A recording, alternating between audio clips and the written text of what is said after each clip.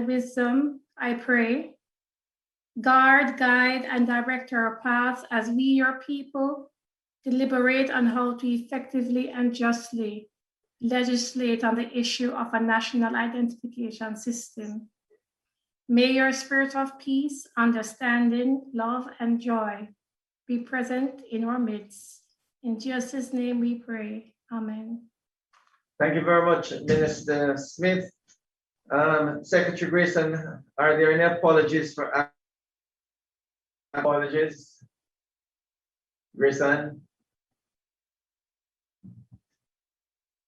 Any apologies, Grayson? I think most people will be on. If there are any apologies, you will make a note of it, please, Grayson. First of all, I'd like to welcome all, not only members of the Joint Select Committee, but there are going to be 3 presenters today. Well, one, the public defender, will wrap up. And Jamaicans of Justice, I had indicated that you would be next after the public defender, but I know you will allow the Office of the Children's Advocate to go before you. It's not a long presentation, and you will do the courtesy of allowing the Office of the Children's Advocate to go immediately after the public defender, and then Jamaicans of Justice, hopefully within the hour, much less than within the hour, we will have you just come on by, certainly by 2 o'clock or before. And then you will have at least an hour for us to go through your presentation and then to have a discussion. Just like to indicate to members that today is the penultimate meeting of the Joint Select Committee to hear the contributions. I will point out very shortly that on Friday at 10 o'clock, we have the final 3 presenters. So I'm just going to read a few presenters, 6 presenters, a summary of what they said as I have done. Now, the Joint Select Committee received 103 submissions. For the record, we have already reviewed the comments and presentations from a total of 92 persons and organizations. Today, we're going to take an additional 6, which I will read shortly, which will take it to 98. And then with the Office of the Children's Advocate and Jamaicans of Justice, that will make 100. And then on Friday, we have an additional 3 presenters. It should be noted, however, and just to anticipate Jamaicans of Justice, not only do they represent themselves, but 12 other organizations. So you can see at least 115 presentations were made on this Joint Select, to the Joint Select Committee and NIBS. Now the following are the final 6 submissions that we received at Parliament. The Ministry of Education, Youth and Information opined that the secrecy and confidentiality clause could prevent lawful disclosure of official documents under the Access to Information Act and recommended that the clause 30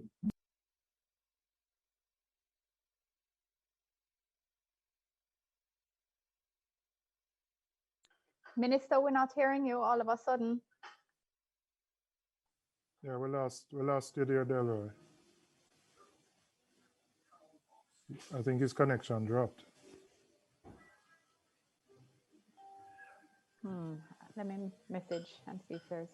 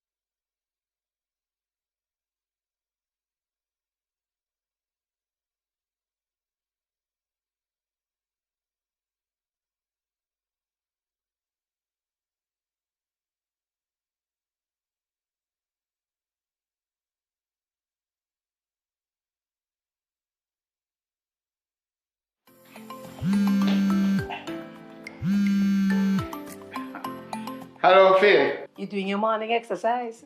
So all of we seniors have to keep the immune system strong. Yes, Phil. This morning, I have to remind Johnny that people 75 and over can only leave them yard to get groceries and medicine. And you know me have diabetes, so I have to be extra careful. Yes, Phil. Elderly people who have some sickness already, like cancer and high blood pressure, they can't take no chance. They have to stay home, wash them hands regular, and don't touch them face. And we need to stock up on medicine and supplies. We have to be ready for anything. Yes, sir. Now go finish exercise now. Keep safe, my friend.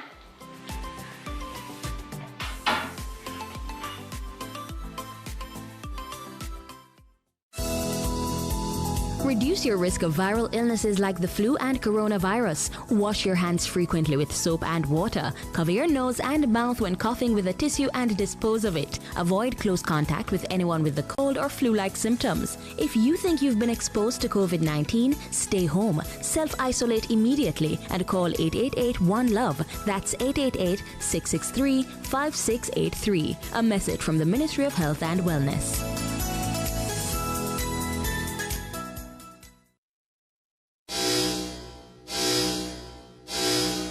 COVID-19 is still here. Always wear your mask correctly while in public places, covering your nose and mouth at all times. Masks should never be worn over the head, under your chin, below your nose, or hanging from your ears. Recovery from COVID-19 can take up to 60 days or more. The mask or the ventilator? You choose. A message from the Ministry of Health and Wellness. Coronavirus is in Jamaica, and I know you feel scared and worried. But you can't let COVID-19 divide us. Coronavirus infects all kinds of people. It doesn't discriminate. So why should you? When someone coughs or sneezes or shows signs of the virus, tell them to call 888-1-LOVE immediately. And remember, stay 6 feet away, but don't attack or disrespect them, because we're all in this thing together. Come on, Jamaica, cut the hate and don't discriminate. Let us stand together and fight COVID-19 as one family, one nation.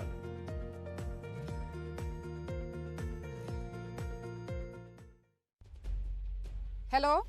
Hello? Hello? Yeah, you. Hold on, and a pandemic winner. You're now wearing a mask. You now wash your hand and you now keep the required 6 feet distancing from other people. And what could I really cause you?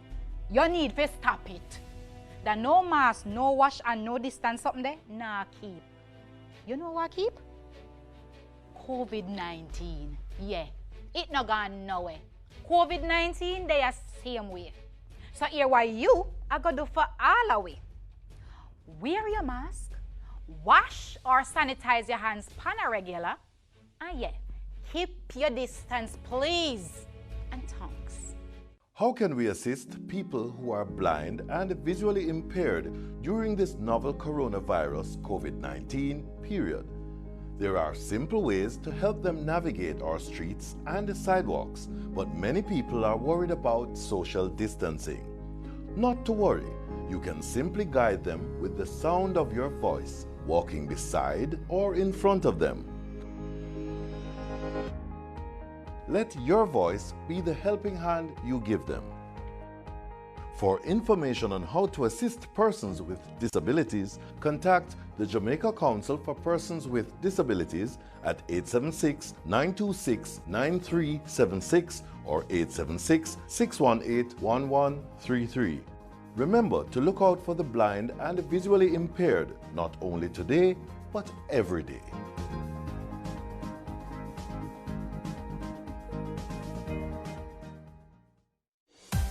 Jamaica, home of the resilient, passionate and hard-working.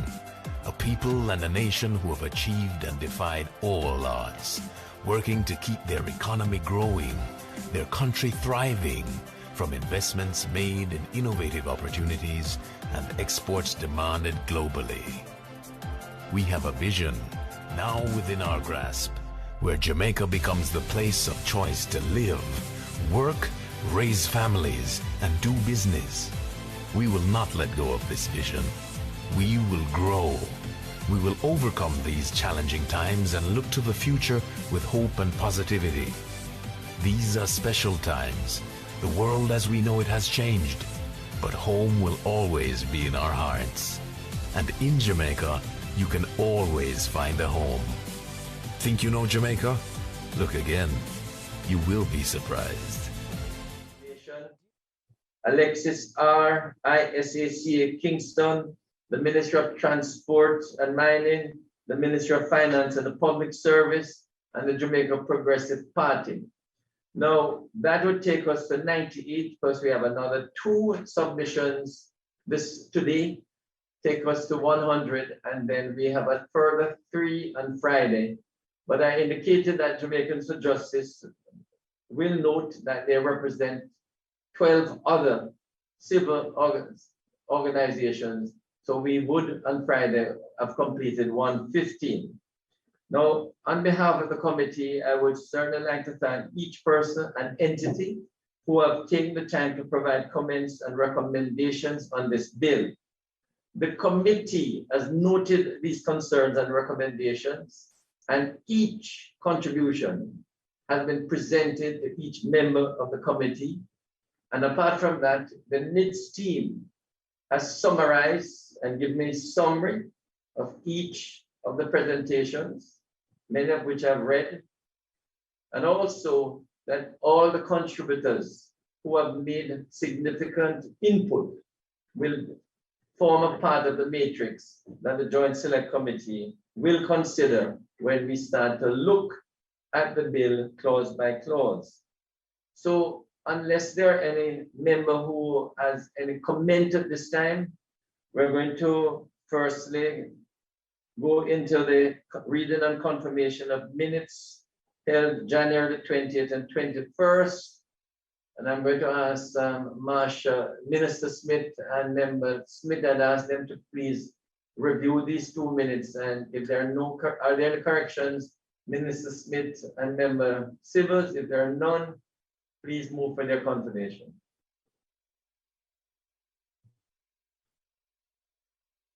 Minister Smith, are you with us? And Member Sivers? Check and see if we're on.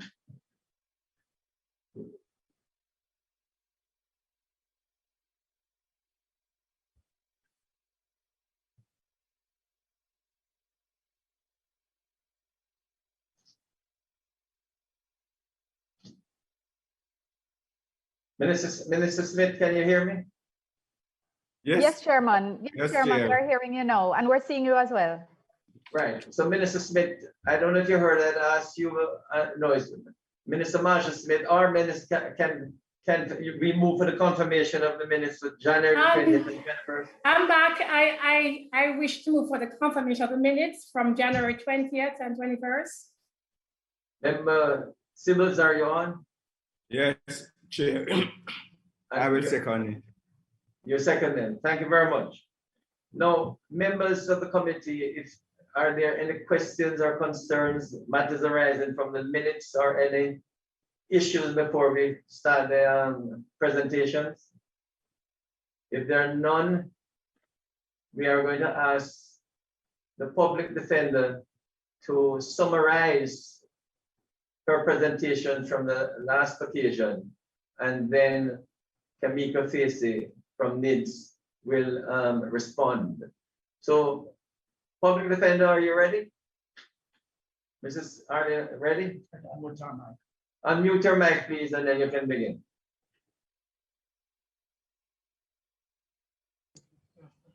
Thank you. We're ready, Minister. Good afternoon. Proceed. Good afternoon, all. So, Minister, this is just by way of summary, as we had agreed last week. So, in summary, the Office of the Public Defender has a concern about the volume of information to be collected from citizens to provide the unique number and card, which we have already indicated.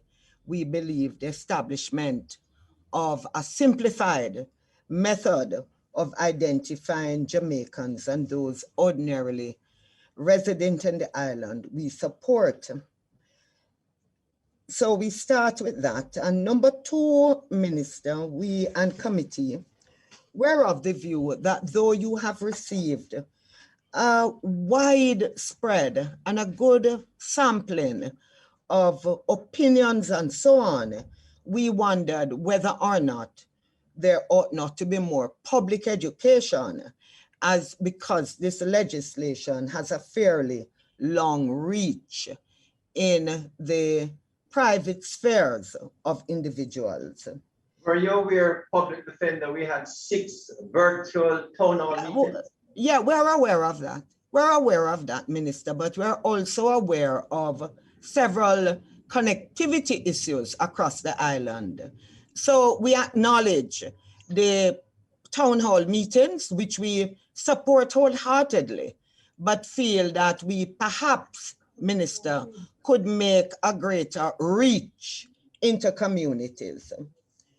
Having said that, Madam Chairman, may I just intervene? Madam Public Defender, do you care to say a little bit more of the kind of public education that you would like to see taking place? Because I sense that the issue is not only that some has taken place, but there are persons have not been able to participate, but what needs to be done? I'd be interested in your perspective on that. I thank you. I thank you for that question, Honorable Attorney General. We believe that we ought to have town hall meetings in every parish capital.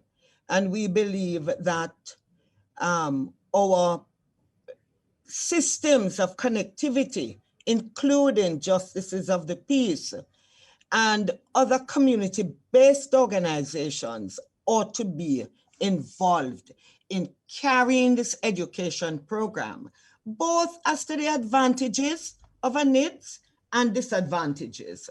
So we come from the perspective of broad community engagement in all things, and we try our best to do that, Madam Attorney General. That would be our approach. And we don't believe that 6 town hall meetings would be adequate. Thank you. Yes, thank you so much. Chairman. I tell you why I ask, and I know Chairman Minister Chuck. Go ahead, AG. All right, continue. Yes, right. I'm saying, Minister, that I know that that we're dealing with. The connectivity seems to be seem to be a little problem with the connectivity right now. Yes. I don't know if you're hearing me clearly. We hear you, but you're coming and drop every now and then. Yes, I think that part is beyond me. It's a network. All right. Let me see if I can have the connection stabilized. Please proceed. I will come in again. Okay. All right. Continue. Mr. Chairman, on that point, Mr. Chairman. Sure. Go ahead, Member Bunting. I would just like to point out there's a difference between public education and public promotion or marketing. The public education would involve, for example, pushing points of view both for and against, showing strengths and weaknesses. What we've had in terms of the original town halls, before people were educated on the details of the bill, was primarily about promotion, promotion of the benefits of the bill. And I don't think that counts, to my mind, as certainly not public consultation and not taking a comprehensive approach to public education either. That was basically promoting the bill. I think what the public defender is advocating, as I understand it, is something that would, present a more balanced view of the strengths and weaknesses, the pros and the cons of the bill. And that I don't think we've made much effort at all. Well, Mr. Chairman, Mr. Chairman. Mr. Chairman, sorry, Mr. Chairman. Minister Camille Johnson, go ahead. I'll allow Minister Morgan to go first, sir, and then I will, if you don't mind. Member Morgan. I'm listening and I'm trying to understand the mischief that we're seeking to cure. I do remember when we had our meeting, the head of the NIDS up at the OPM did outline a plan for significant public relations and public education, since we're making a clear distinction between the two. Also, the town halls were not just, in my view and based on the view of persons I've spoken to in the public, just an opportunity to promote the bill, but also to listen to questions by persons in the public so we could educate them about what it is that the bill represents, and also hear them educate us about what it is that they thought it should be or what it is that they think it is. And I also think that this engagement that we're doing, where we're inviting so many stakeholders, taking their questions, particularly the important ones tabled by the public defender about concerns that she has, is also an aspect of public education. So I'm a bit challenged in understanding. There's to be fair, there is never enough public education, especially on an important matter like this. But I don't know if it is fair for us to go to the point of saying that we have not done a lot of it or we have not done any of it. Yeah, my point though is that how we sequence the events will affect the types of questions you get.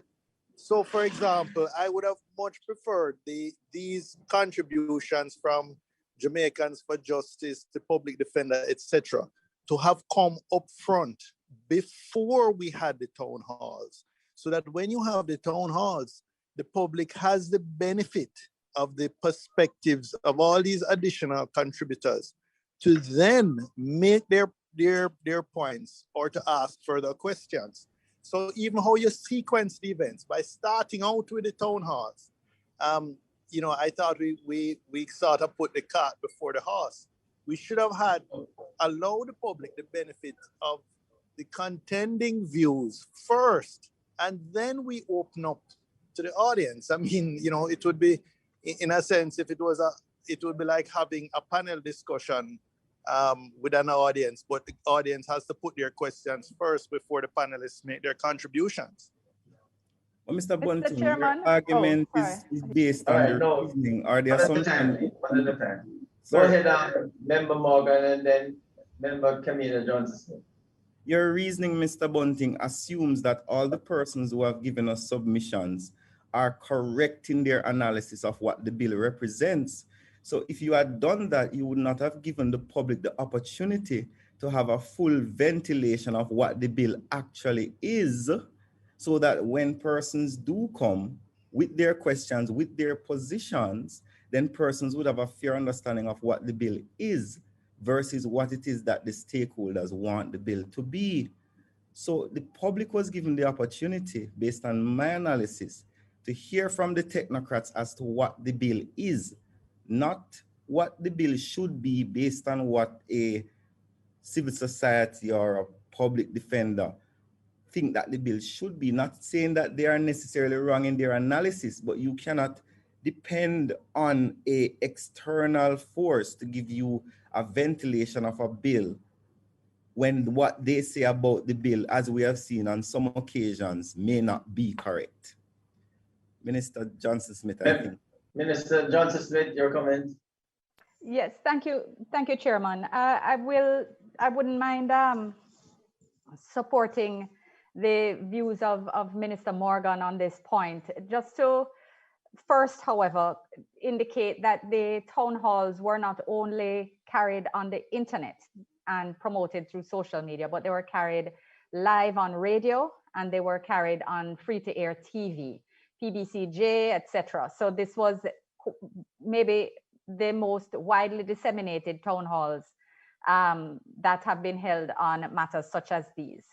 And I also wanted to add that the whole point of public education, and just saying essentially what Minister Morgan has said differently by indicating that you have to share the contents of the bill in order to ensure effective public discussion. And certainly anybody who was participating in those meetings heard that people raised their questions, people had them answered, people shared their concerns, people had them noted and addressed, and more detail provided in subsequent sittings, and matters that were asked more than once were answered more than once. So there was never any sort of effort to suppress perspectives or to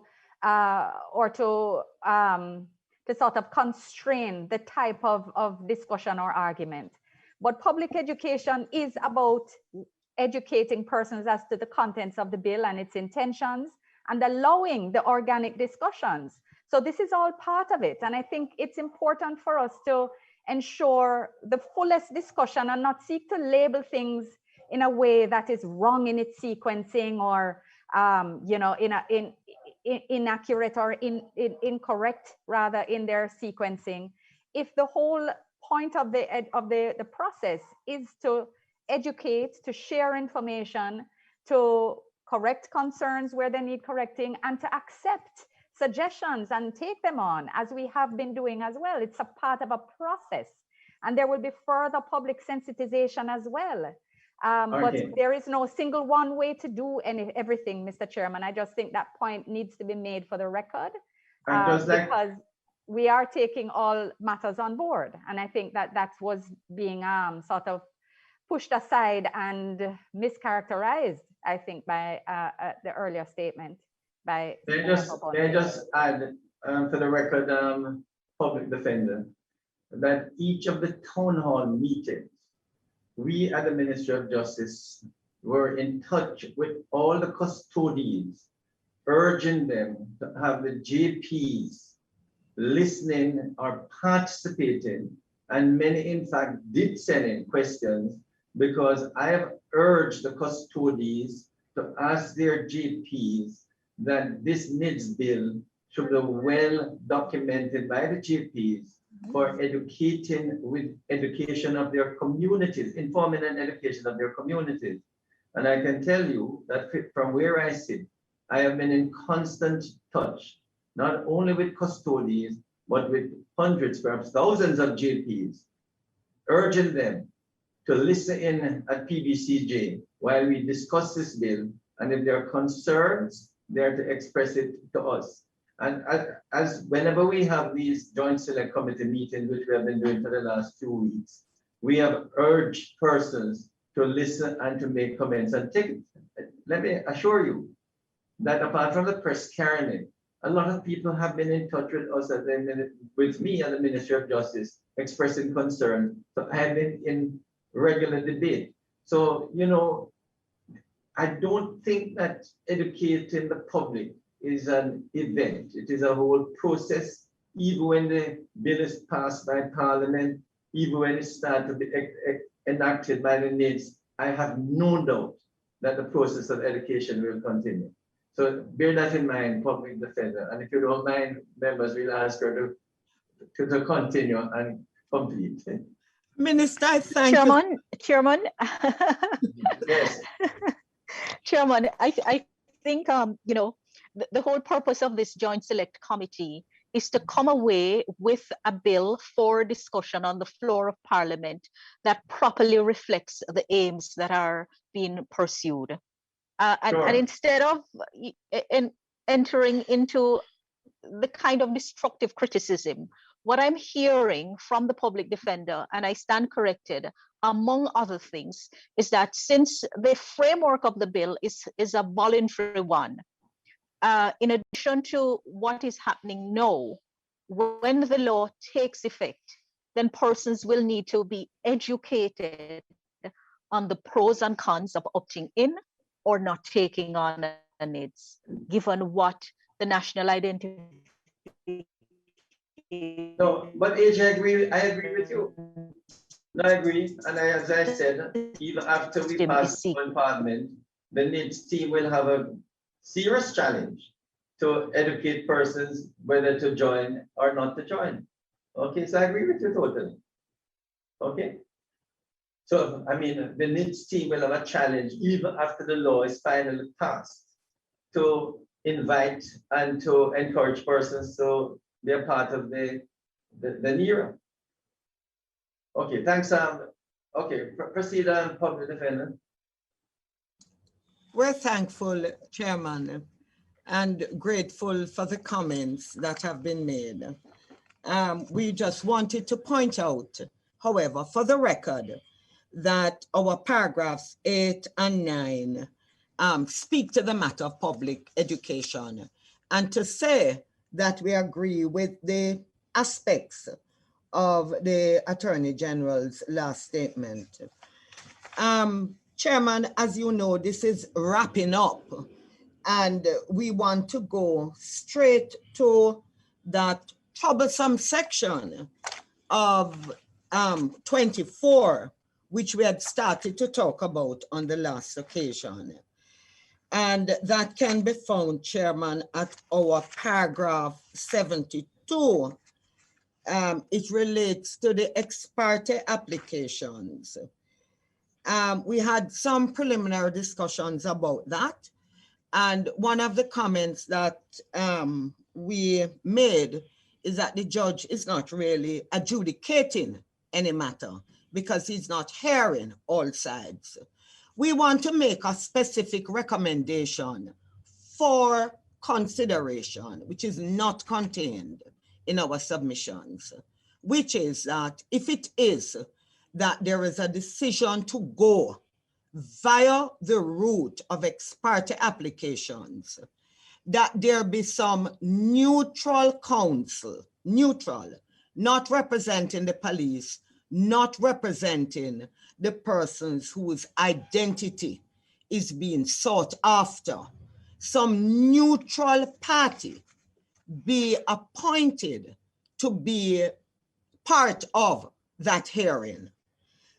We made that suggestion, Minister, because I think it is hardly in dispute that where only one party goes before the court representing one side of a case or a matter, and in this case about identity, the party whose identity information is being sought really has his hands tied behind his back because he has no role whatever in the ex parte application, recommending neutral counsel to be a part of those hearings. He does not represent the person whose identity is being sought after, and he does not represent the police.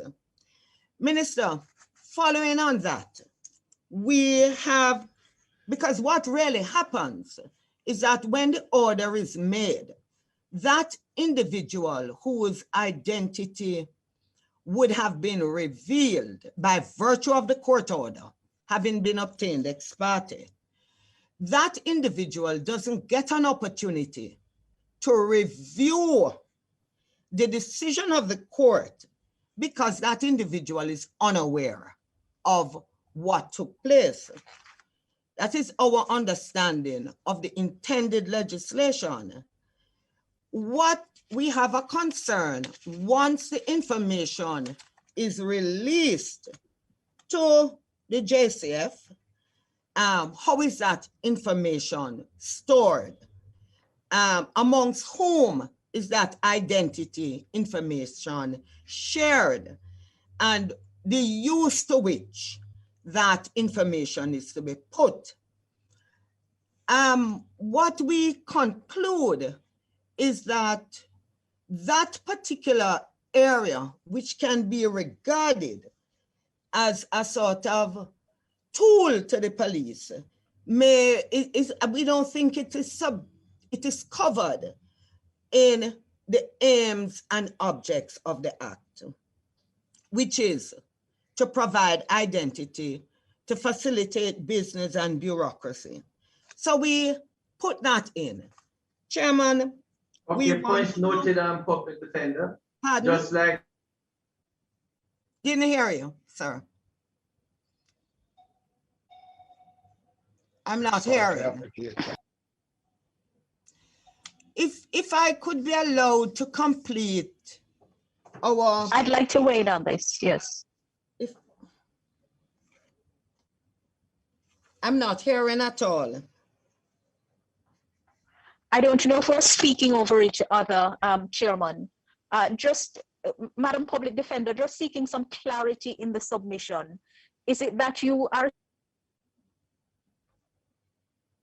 saying that an application for the investigative process should not be made ex parte at all, and that the provision of the bill does not strike the necessary balance? That would, I'm not so sure I'm understanding this aspect of the submission. What we're saying is that the Attorney General, we're having a little problem with hearing there. We're not hearing at all.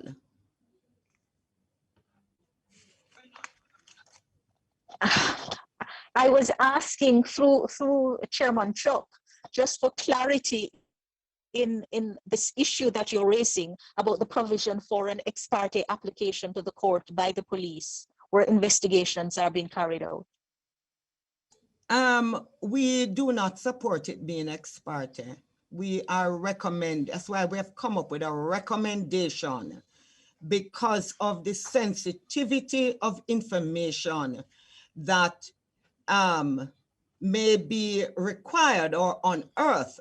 We are recommending some neutral counsel being in the room, because ultimately, where there's an ex parte application, one party is not represented, and that person we submit is virtually defenseless in the face of an application that is within the form of the intended law. It's a situation where the court can be easily satisfied because there's no contending view from any other quarter apart from that which the JCF presents. And we say that this is putting the citizen at a disadvantage. And there needs to be a better balance in seeking identity information, in detecting crime, and ultimately using the bill or the act, providing in it a tool by which the JCF can get information. We are saying the balance is not struck happily. Chairman, may I ask that the clause, is it clause 24, be put on the screen, please, if possible? The clause in question. Because I'm still not fully appreciating the gravamen. While I get the gist of what is being said, is it possible for us to have, please, on screen?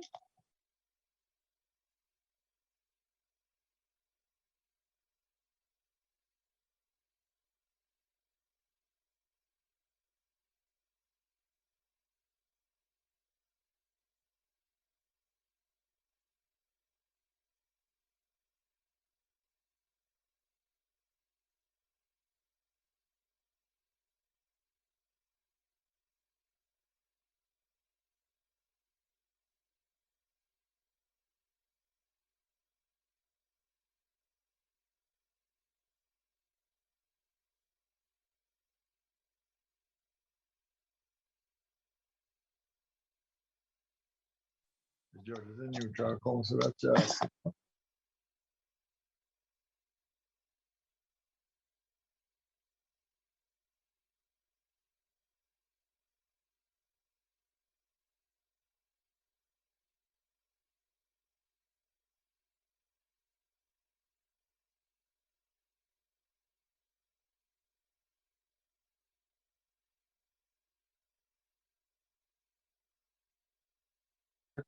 Chairman, I'm not hearing anything at all, so not sure what is happening.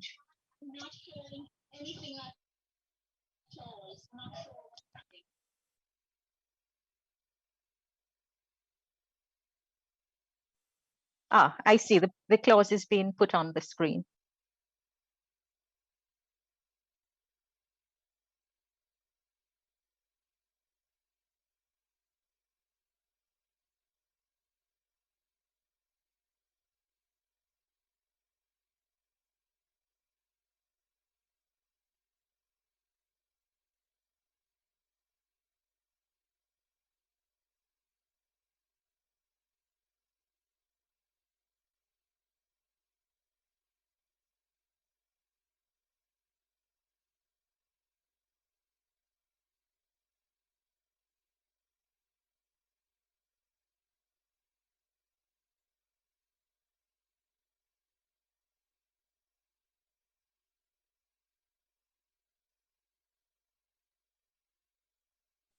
Please bring up 24.2. Just bring it up more on the screen, please. Right, so we can see.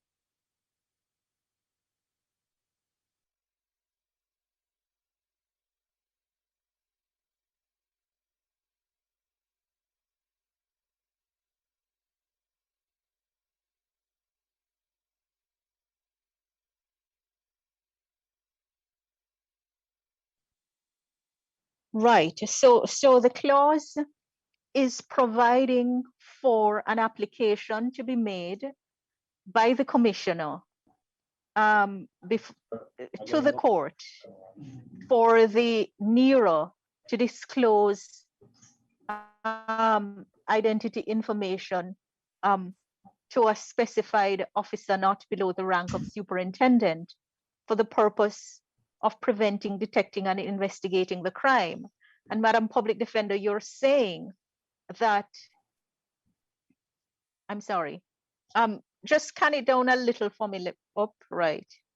The judge to whom the application is made.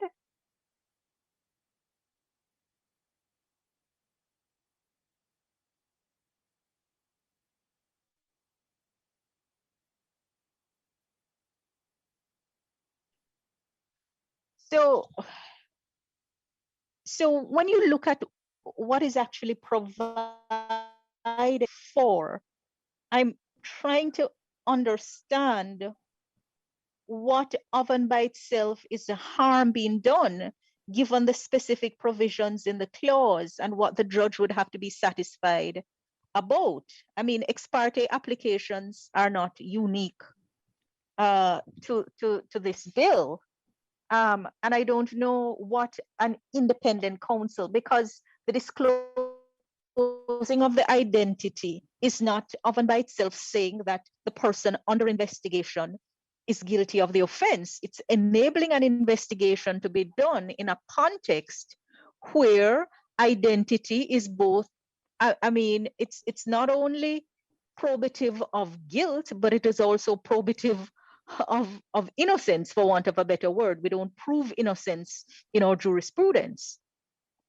So I'm really trying to see what harm is done in what is provided for.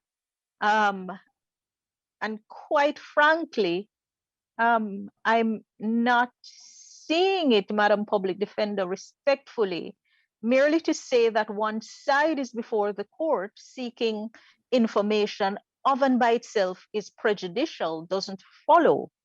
Can you just bring back the top of clause 24 for me, please? Yes. Right.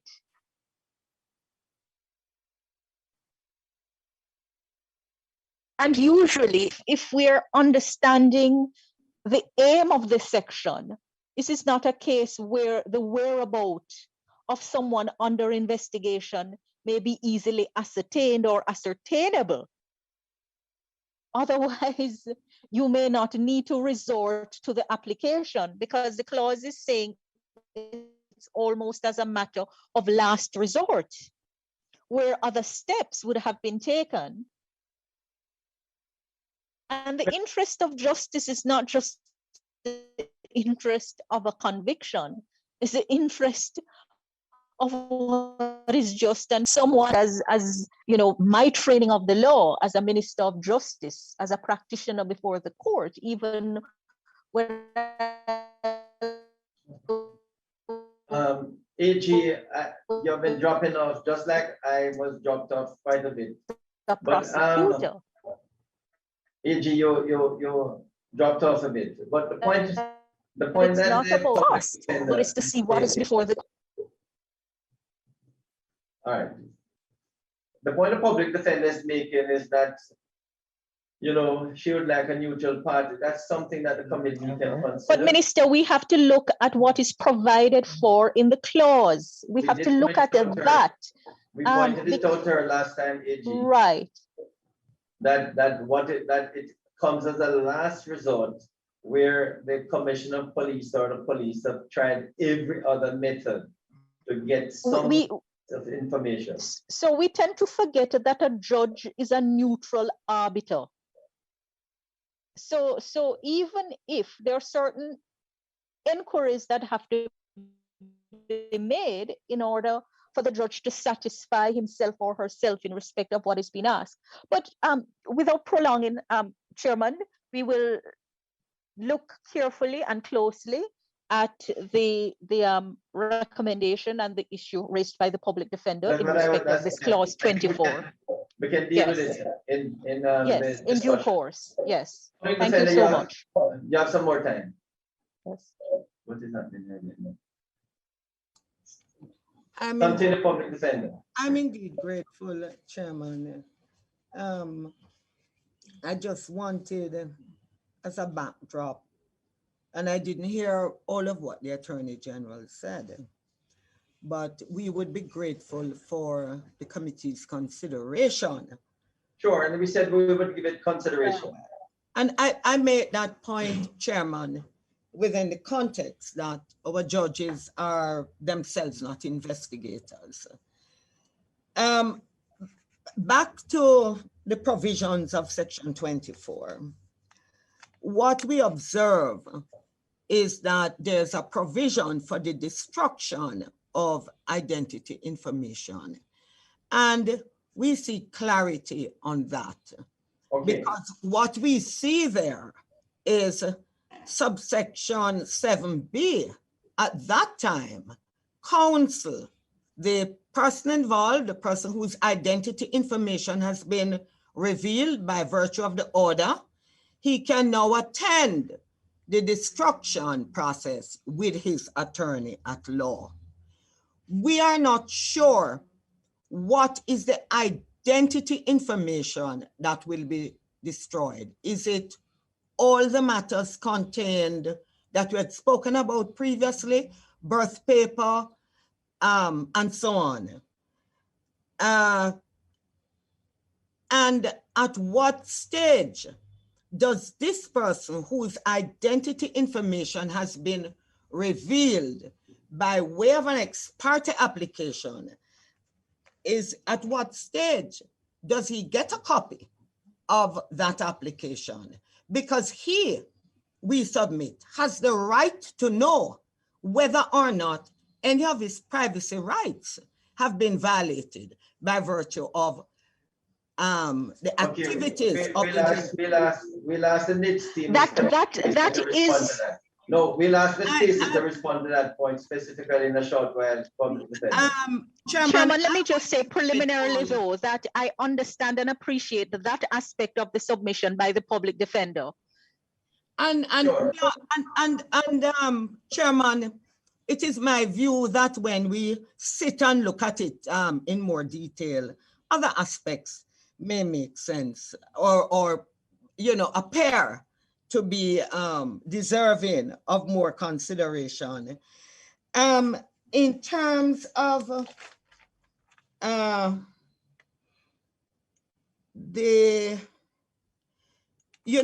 Chairman, we have a lot of experience with the collection of data, how data is used in states of emergency, data collected, and we acknowledge immediately that the regulations allowed for the collection of data as it related to those who were lawfully taken into custody and not persons who were picked up randomly or taken in for processing.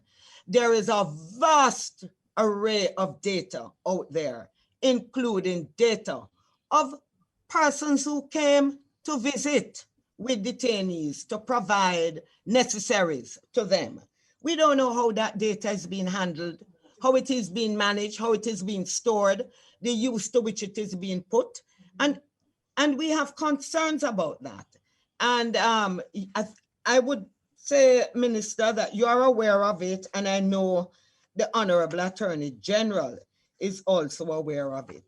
Minister, you know, we end our summary this afternoon by just reaffirming our support for the aims and objects of the Act, which is to simplify the process of identification in Jamaica of our citizens and those who ordinarily live here. We have wholehearted support of that object. We believe that that is a legitimate objective, but we have raised for the Joint Select Committee our concerns about the long arm of this law and its impact on privacy.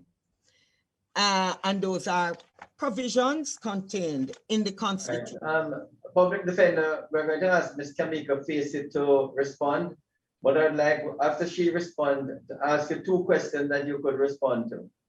What would you exclude from that list, I think, of section please 8? permit me. No, hold a second, AG. Hold a second, AG. Chairman, Ms. Kamika Facey is going to respond. Chairman, before Ms. Facey responds, please permit me to make a point of clarity for those who are listening. All right. So that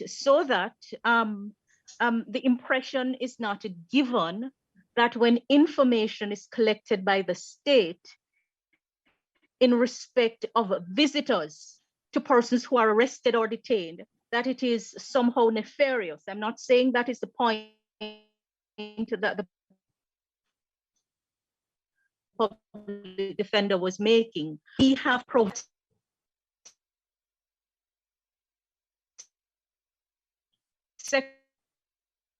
Section 14 of the Constitution, arrested or charged or detained shall have the right to communicate with and be visited by his spouse, partner, or family member, religious counselor, and medical practitioner of his choice.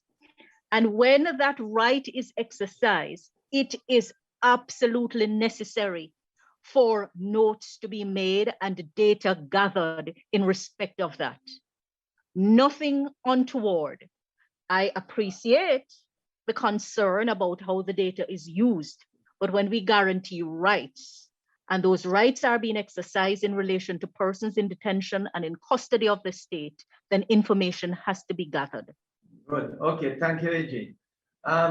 Just before member Facey comes in from the NITS team, Public Defender. Chairman, if I may respond to the... No, please. We can't have a debate on that issue now.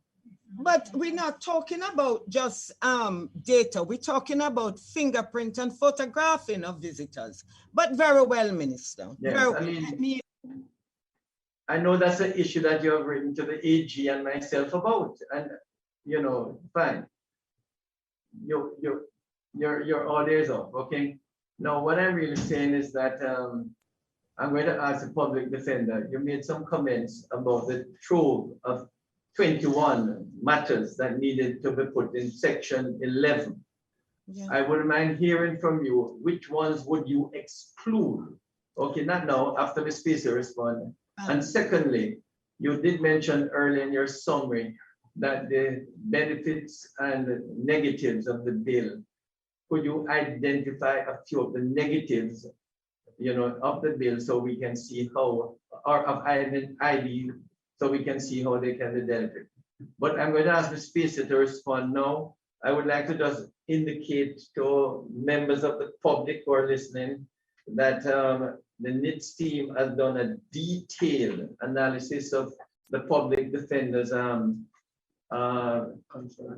contribution, which will be presented to you, public defender. I don't know if it was sent to you, but you will get them, but we'll ask for spaces to highlight the responses now to the public defender's contribution. Jamaicans? Good afternoon, Chairman. Thank you for that. Okay. All right. I'm just going to respond then. Is it that you would like me to respond solely to what the public defender has just No. To summarized? her Okay. Okay. Let me therefore start from the beginning. Okay. So the initial concern that the public defender raised as it relates to going consecutively through the bill was with clause 5. And what she was saying at that time was that there ought to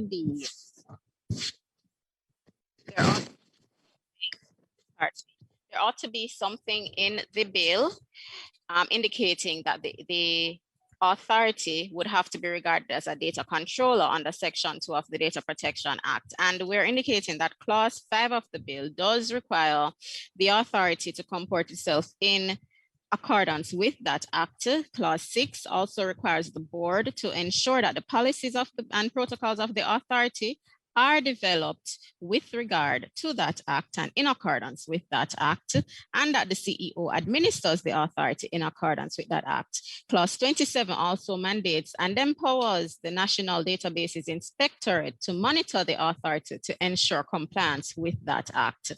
And yes, the authority would fall within the definition of a data controller under the Data Protection Act, and accordingly would be subject to all the provisions of that act as well.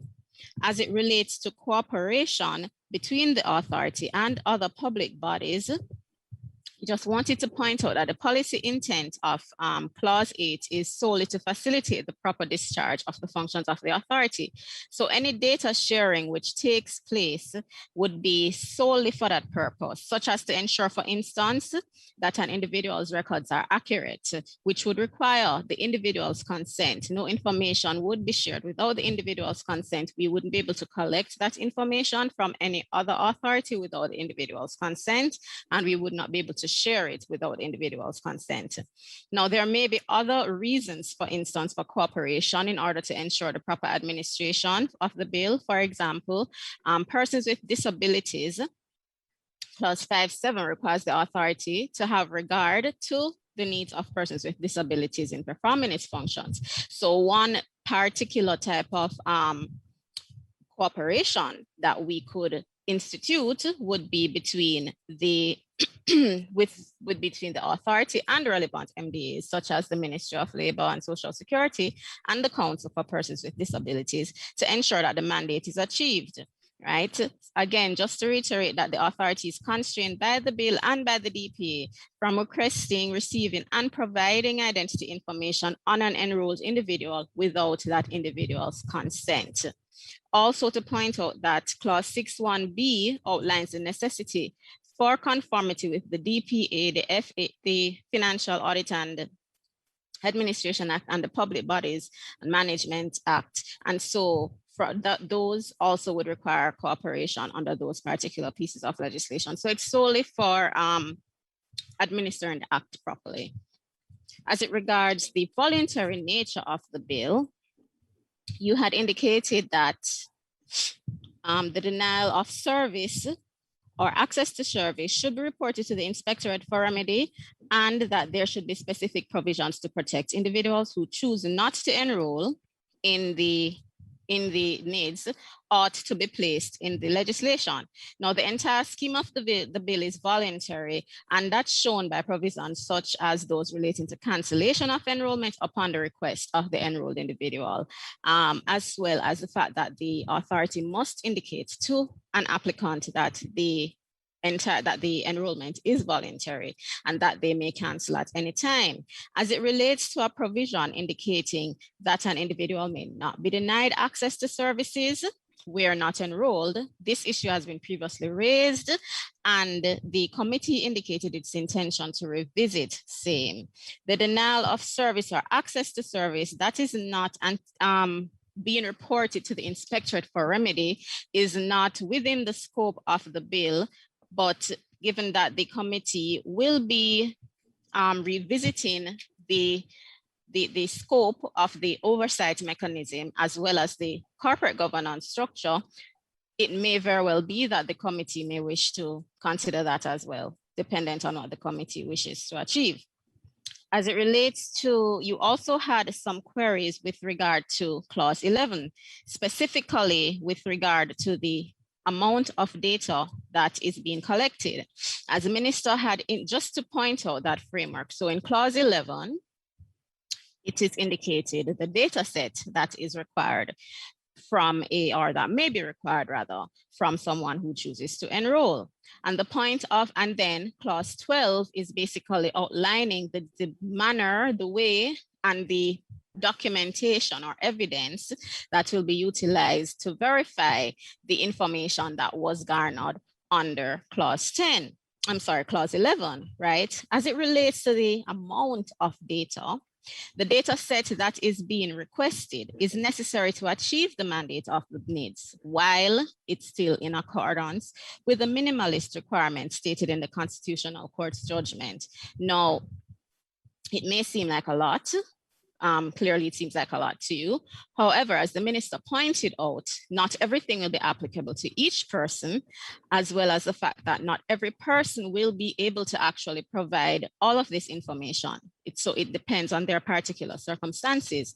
Now, for instance, someone who is without a hand, or even where they have a hand, and for whatever reason, their fingerprints are not there, then the authority is given the discretion to determine the sufficiency of the information that the person is actually able to provide in order to ensure that an applicant is not restricted from enrollment, right? So it's to provide access should the person wish to be a part of the system. However, once the person does decide to be a part of the system, it must be appreciated that we do have certain standards to ensure that the information is indeed accurate. And that is why upon application, the applicant is informed of what the data is that is going to be collected or that is necessary to be collected. That's the identity information, as well as the verification process,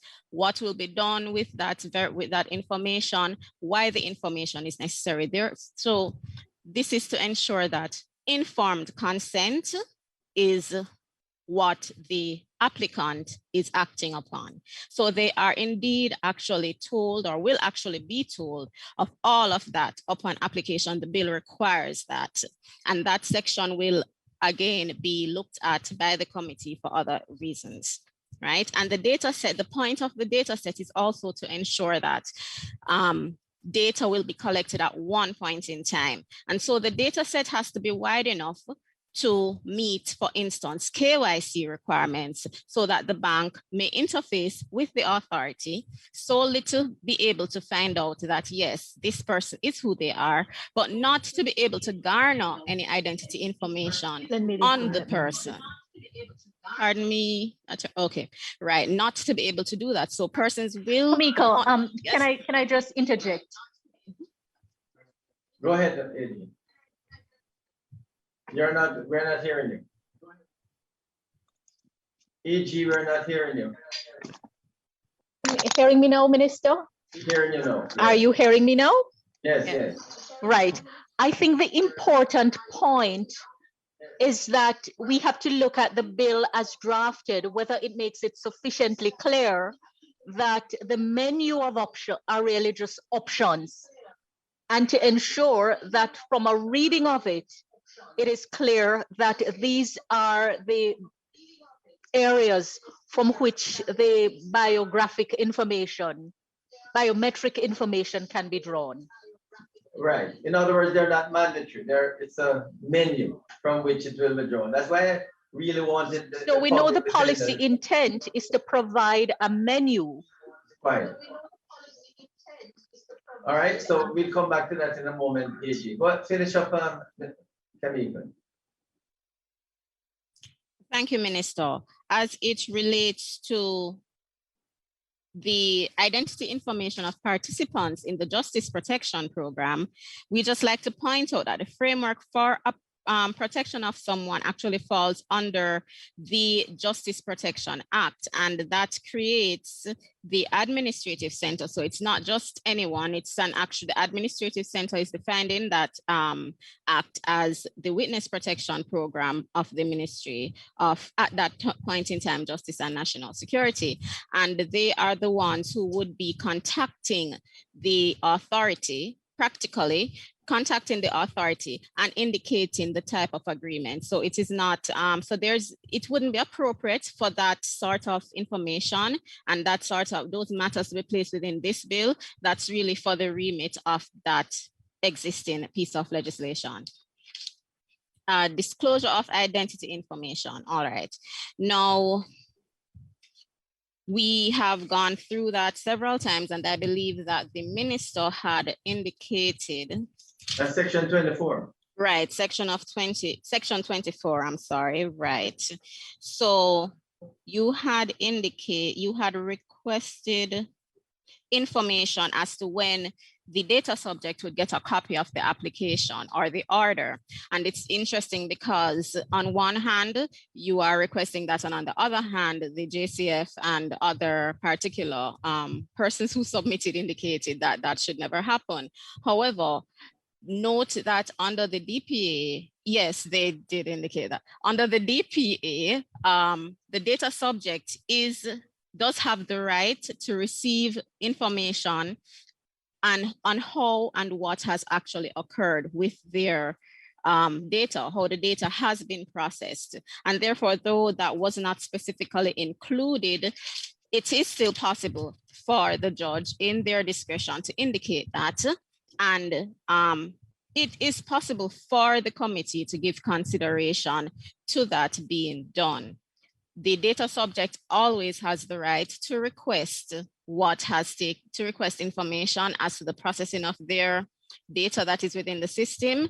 And therefore, it's not as if the data subject will not be allowed to know what is going on with their information, unless it is, and this is again under the data protection regime, which is something that this bill and the authority has to be under. Sorry, I heard something. The authority is. Bear in mind, Jamaica, that the public defender would like to know two things: whether or not a request was made of his or her identity.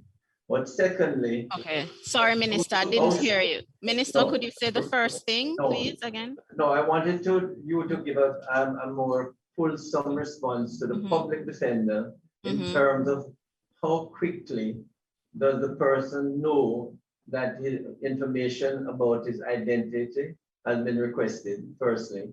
And secondly, how quickly will he know that the data is being destroyed?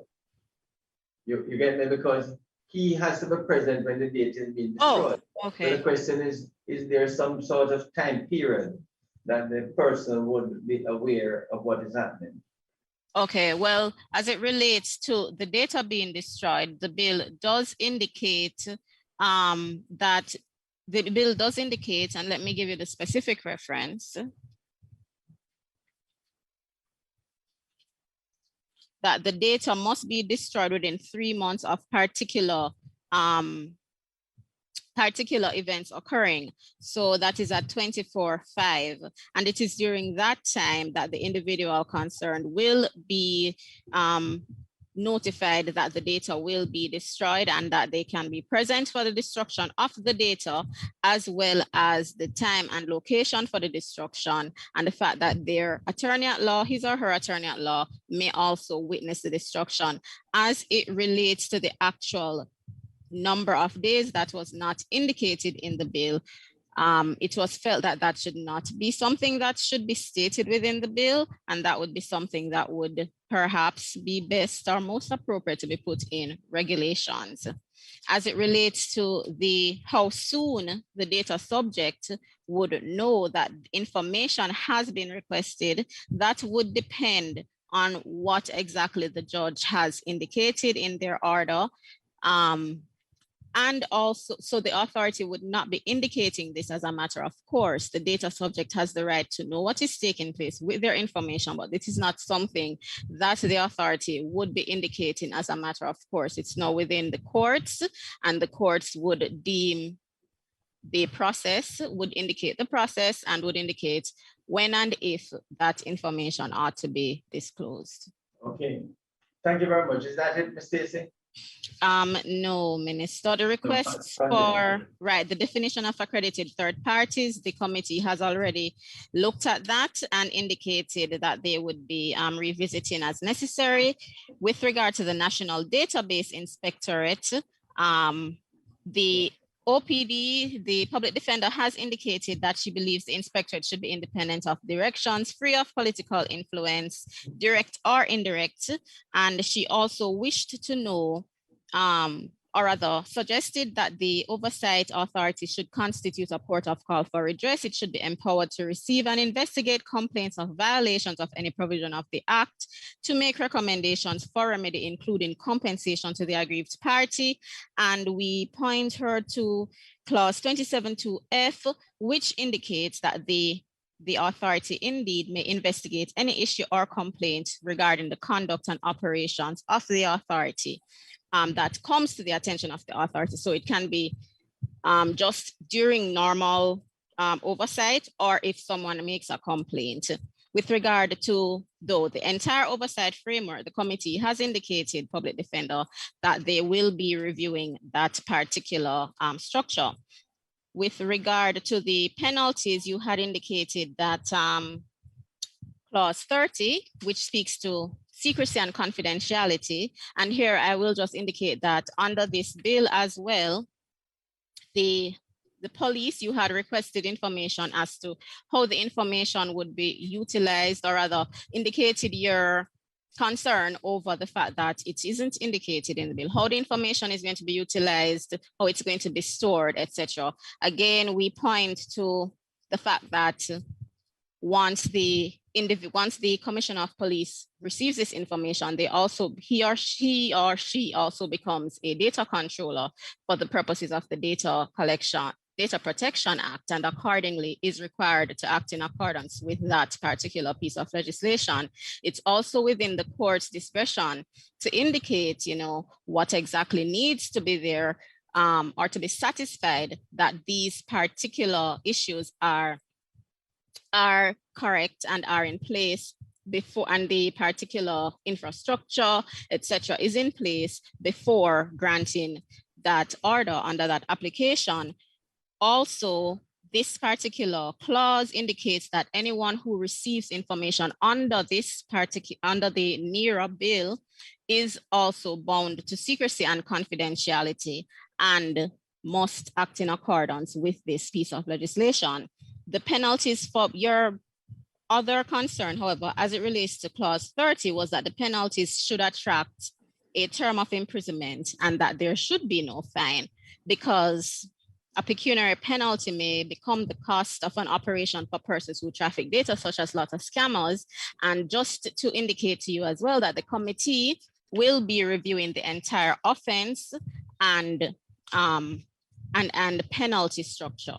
So I don't know if you still have any concerns, Chair or Public Defender, but we of course can speak.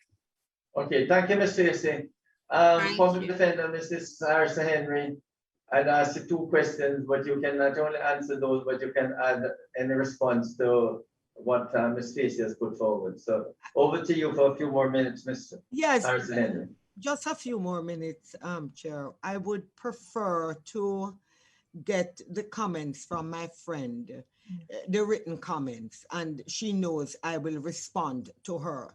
She has offered clarity in some areas, but I don't necessarily see her interpretation of particular provisions reflected in the bill that I have.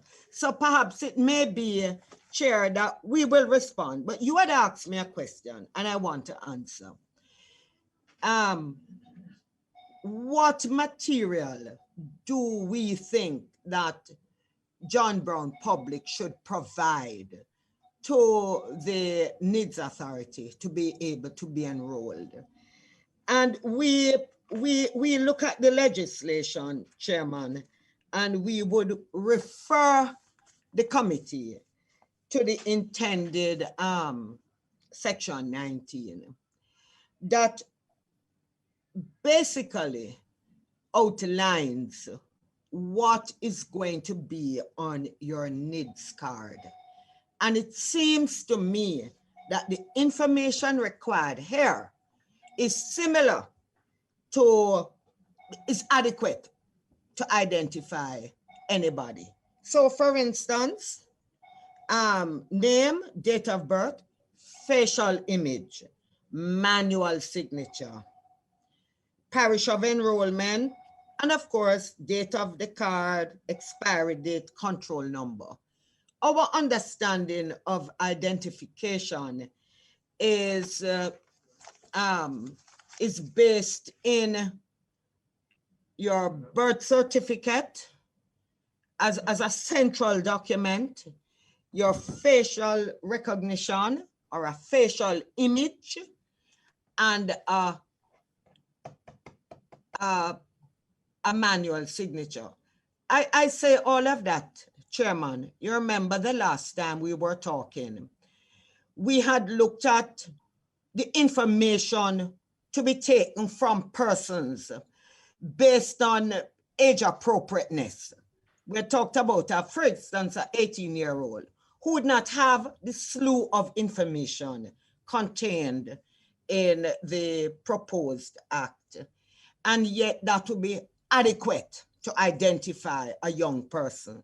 A birth paper, we even went as far as saying, well, he might not have a driver's license, he might not have a TRN number, but there would have still been an adequacy of information of the birth paper, the facial image, a manual signature. And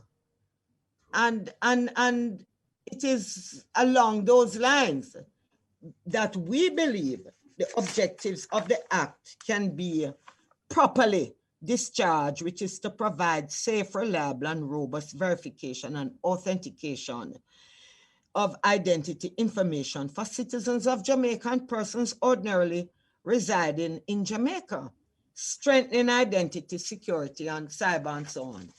It seems to us that all the other material required, say spouse name, places of residence, principal place of residence, other residences, it appears, Minister, to be intrusive.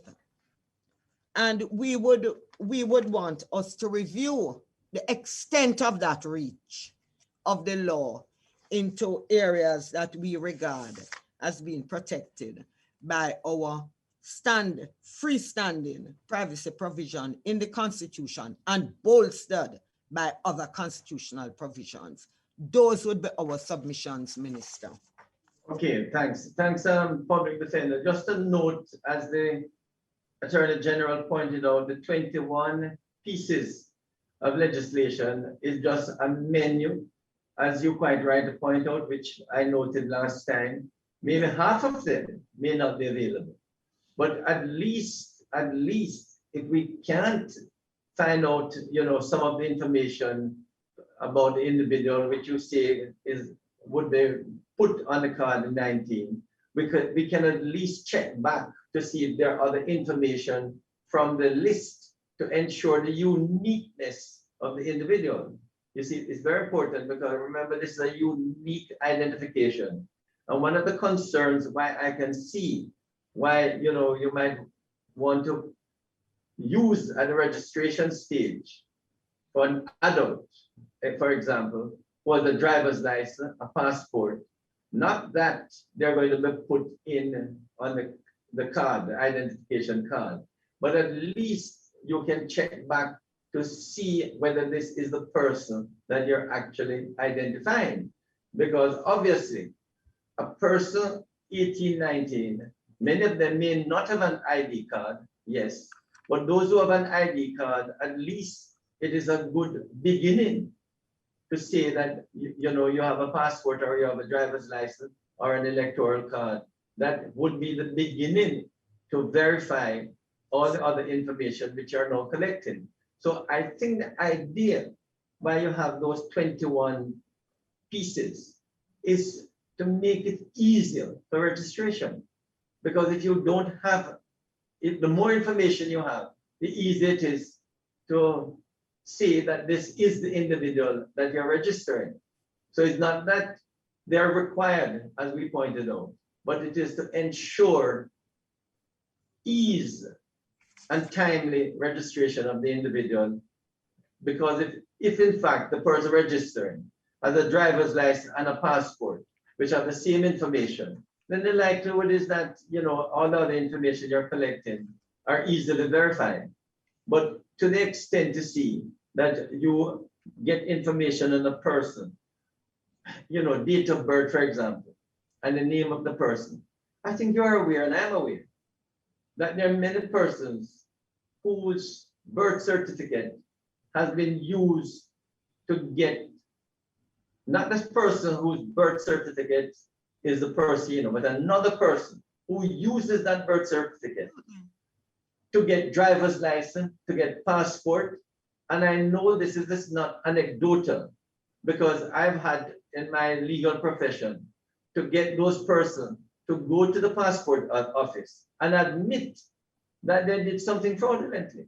Absolutely. And we are so you know, all of that is information, you know, so we have to bear that in mind. Anyway, AG, you wanted to say something. I see your hand up. Or would I be able, Minister, just before Madam Attorney General, yes, to say, I think the way she explained it when she spoke about the menu of options is a good way of explaining what we were talking about last week, that different persons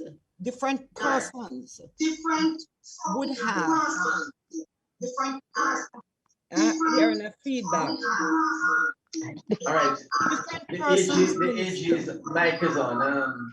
Okay. Different persons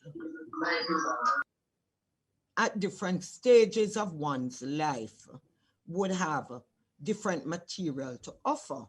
Sure. And that is why we had recommended that we look back at the intended section 11.1 and 11.2, because I think if it is expressed in a manner that captures what the Honorable Attorney General just said, that this is a menu, I think it would address many of our concerns if it is expressed that way. Because we had recognized on the last occasion, and we had expressed that there was a disharmony between 11.1 and 11.2. And we, Minister and Chairman, I recommend that we just look back at those two provisions. No problem. How we can best express what we really intend to say. Okay, thanks, Public Defender. AG, you wanted to add something? Thank you, Minister. I'll take the liberty to say to the Public Defender that we are taking all comments under serious consideration. Absolutely. The policy behind this proposed law has had the benefit of court adjudication. Insofar as the impairment of rights go, we are fully aware of the tests that we must put the provisions through to make them constitutional, and how the court has interpreted the test. So in respect of the proportionality, the careful design, we take note. I think what will have to happen at the end of these deliberations is to ensure that the actual words we use in the bill reflect the intention of Parliament. Absolutely. Thank you very much, AG. And I want to thank the public defender. And we're going to move now. You bear in mind, public defender, when that response comes, if you have any further information you want to add, you know me, just send the additional information and I'll bring it to the committee's attention, okay?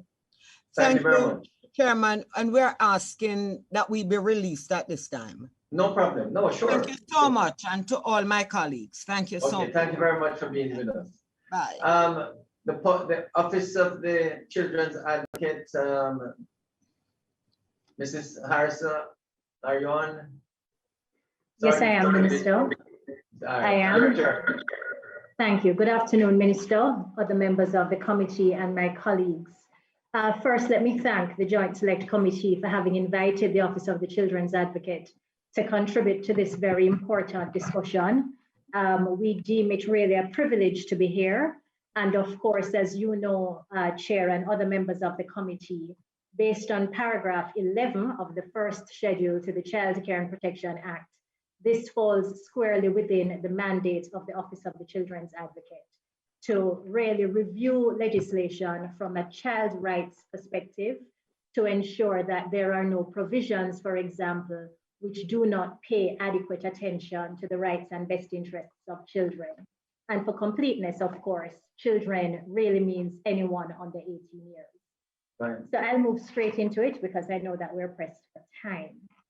Now, having reviewed the bill, of course, the National Identification and Registration Act, I've noticed that much priority has been given to properly safeguard any access to or misuse of data that is collected and stored in the databases as established under the authority.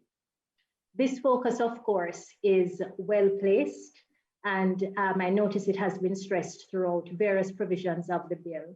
And there are a number of offenses also that have been created if there are any breaches that concern wrongful access to any stored information. As I said, this approach is commendable and it is to be encouraged. And the Office of the Children's Advocate is of the view that the NERA, the Act, has noble objectives, and if implemented properly, which is what I think these discussions aim to facilitate, and with sufficient safeguards in place, this legislation should assist in streamlining the verification of the identities of its various registrars. I have made 8 recommendations, Mr. Chair. 5 of them focus on the main provisions of the bill, and 3 focus on various paragraphs of the various schedules to the bill. And there is also a point for consideration that I've raised because of the importance that I attach to this particular issue. So I'll go into the first 5 recommendations. In keeping with this thrust to focus on the protection of persons' information and the need to secure people's personal information, there is the need to ensure that prior to the passage of this bill, the Data Protection Act should be enacted. I think this is a moot point and several persons have submitted on it. And based on my following this issue, certainly through the news, it seems as if the committee has agreed to this particular position. Of course, the justification for this submission from my perspective is that the Data Protection Act is the overarching legislation that aims to create a robust and comprehensive framework that treats with the protection of personal data and enforcement in the event of any associated breach. So that law has already been passed in both houses of parliament, and so I urge that it be brought into force with some amount of immediacy. Among the expressed objectives of the Data Protection Act is the goal to secure the confidentiality of personal data which may be in the possession of entities, including government authorities, and to provide for the rights of individuals in relation to their personal data in the possession of those entities. If this legislation serves as the forerunner to the current NIDS bill, It will effectively bolster the integrity of the safeguarding systems that have been referenced throughout the NIDS bill and will be a critical plank of reassurance for persons, many of whom remain not as excited and enthusiastic about this new regime, but it will and should serve to reassure them under the NIDS regime and members of the wider public. Of course, in keeping with high international standards, the DPA has sought to establish an appropriate legal and regulatory regime, with a view to ensuring adequate levels of protection for individuals with regard to the processing of their personal data. This is a desirable outcome, and it cannot be overemphasized that this should serve as a justifiable basis upon which to ground the recommendation being made by the Children's Advocate that the DPA ought necessarily to precede the enactment of the NIDS bill. In close coordination with recommendation 1 is recommendation 2, which focuses on section 5 of the NIDS bill. And this seeks to treat with the establishment of a national identification and registration authority. And the functions of the authority are outlined. In particular, section 5, subparagraph 3C speaks about the function of the authority to develop appropriate systems and protocols for the security, secrecy, and necessary safeguards for the protection and confidentiality of the information stored in the national databases. Again, these provisions, of course, would have to be compliant with the provisions of the Data Protection Act. Again, why it should precede this. Recommendation 3, and this one deals specifically with the cohort that I represent, which would be children. Section 10 of the bill now focuses generally on the issue of enrollment. Section 10, subparagraph 4A, specifically treats with the enrollment of a minor, that is a person under 18 years of age. And there are two broad situations that are currently contemplated by this section. These are A, the minor's parent or guardian may make the application for enrollment, or B, where the minor is in the custody of a facility for the care of children, the officer in charge of the facility may make the application. My recommendation is that there needs to be a specific provision that is inserted into this section to treat with children in conflict with the law in order to avoid them being overlooked. Now, the phrase children in conflict with the law. In that one, Children's Advocate, children in conflict with the law, who would you ask to register those persons? Because yes, I have it in the justification, Minister. Okay, and go ahead, sorry. Yes, so I was saying that I think they need to be specifically included because the term children in conflict with the law is not only a forensic one, but it is an internationally recognized designation to a category of children whom we often overlook. Now, the rationale for this specific inclusion is found in section 3D of our own Child Care and Protection Act, which specifically states that children who are in conflict with the law are to be awarded special attention in all that we do due to their heightened vulnerabilities and need for support. While the current section in the NIDS bill mentions a minor who is in the custody of a facility for the care of children, it does not incorporate the universally recognized term of children in conflict with the law. This ambivalence, I fear, could likely contribute to differences in interpretation, which could inadvertently cause a child who is in a remand facility or a correctional facility, that's a child in conflict with the law, to be potentially excluded from applying for enrollment. The current terminology in the draft NIDS bill can easily be interpreted as applying to a child who resides in a children's home or a place of safety based on how it is currently worded. Note that such a child is distinguishable from a child who is in conflict with the law. And there's a footnote to my written submission which goes into describing what child in conflict with the law is and differentiates such a child from an orphan, for example, or one who is temporarily in a children's home or place of safety because their parents have died in a motor vehicle accident or are not taking care of them properly. And so for me, this is a very serious issue. What further compounds the issue is that section 10.5 of the NIDS bill makes specific reference to an individual who is an inmate of a correctional institution, thereby recognizing the need for the inclusion of persons who are deprived of their liberty.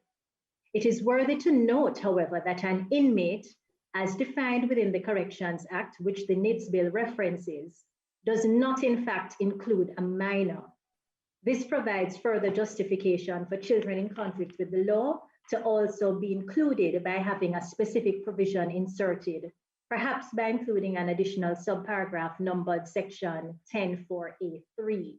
Now, to answer your question directly, Mr. Chair, I would suggest and do recommend that the officer in charge or the superintendent in charge of the correctional or the remand facility that houses that child in conflict with the law would be the appropriate person to make the application for enrollment. If I could move on to recommendation 4, which focuses on section 23. And section 23 seeks to ensure that the security of information collected and stored in the national databases.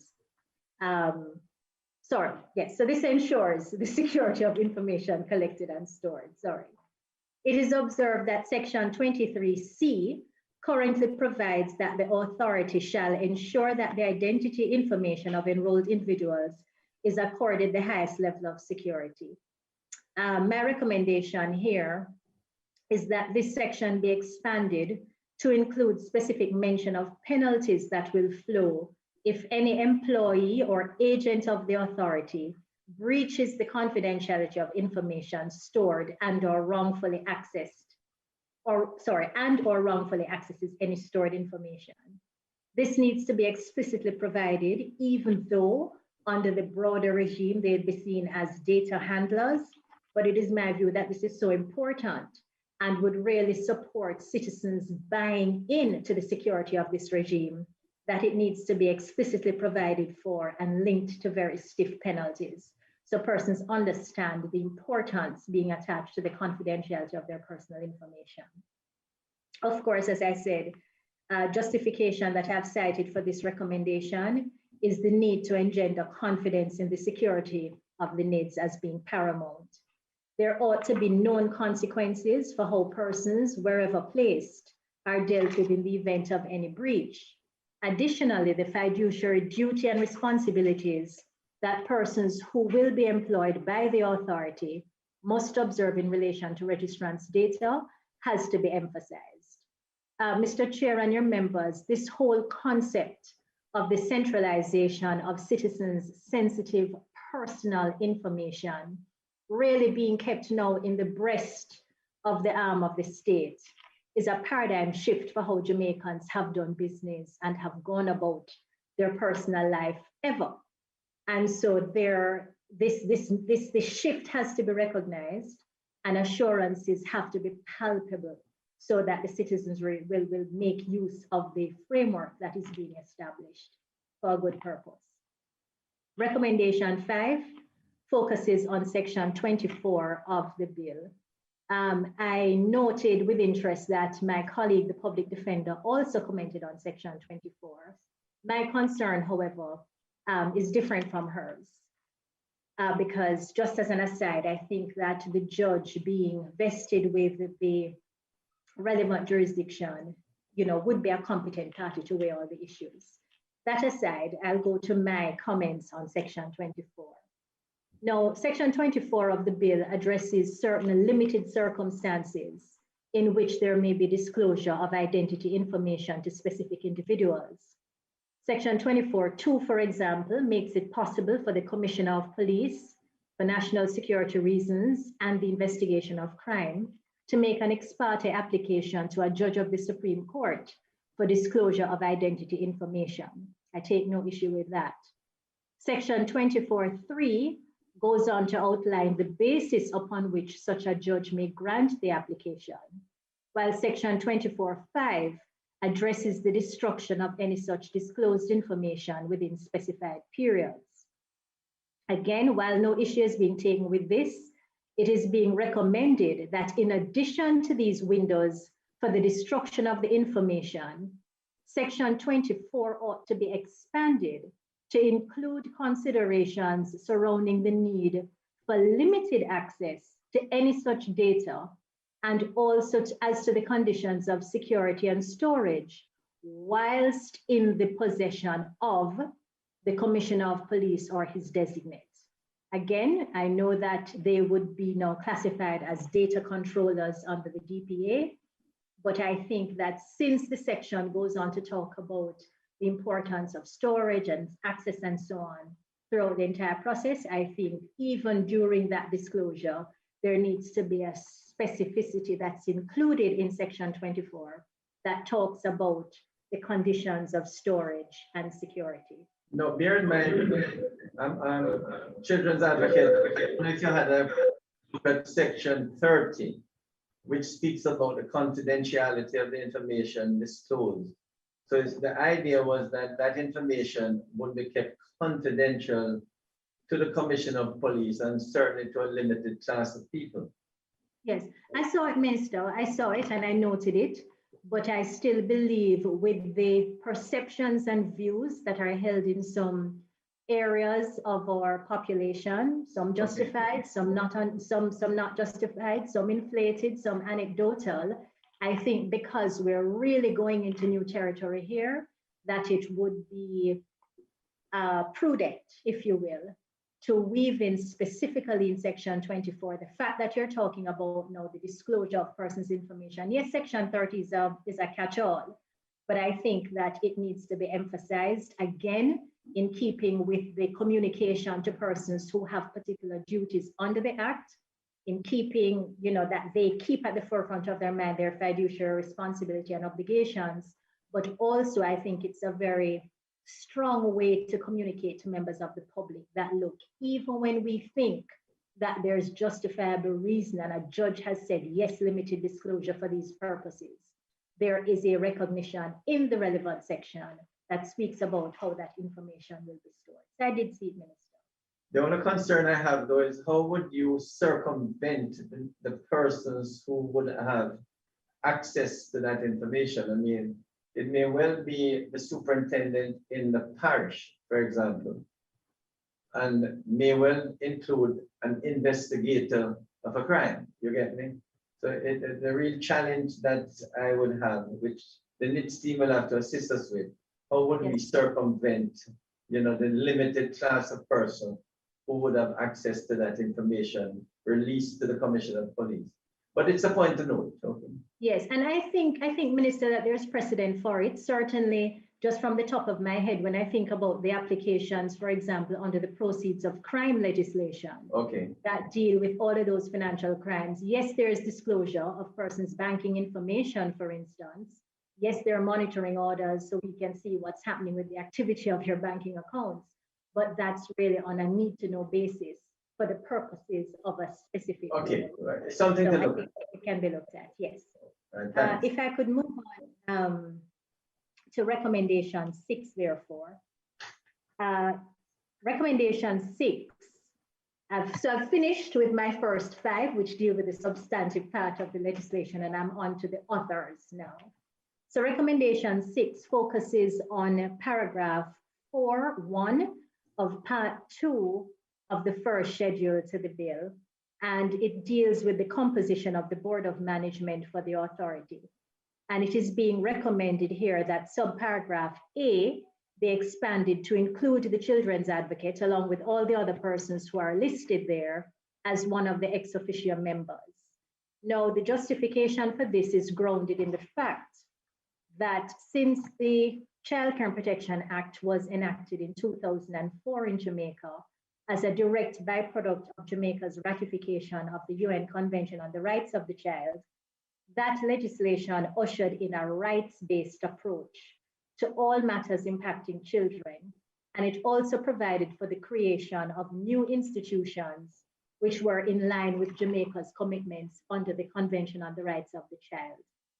The Office of the Children's Advocate was one such institution, and it is the Office of the Children's Advocate that has been given the statutory mandate under law to act as the independent commission of Parliament which ensures that all actions taken by all persons and entities who interact with children, including state actors, like this authority will be, are in line with the Convention on the Rights of the Child, and also in line with children's best interests in every applicable set of circumstances.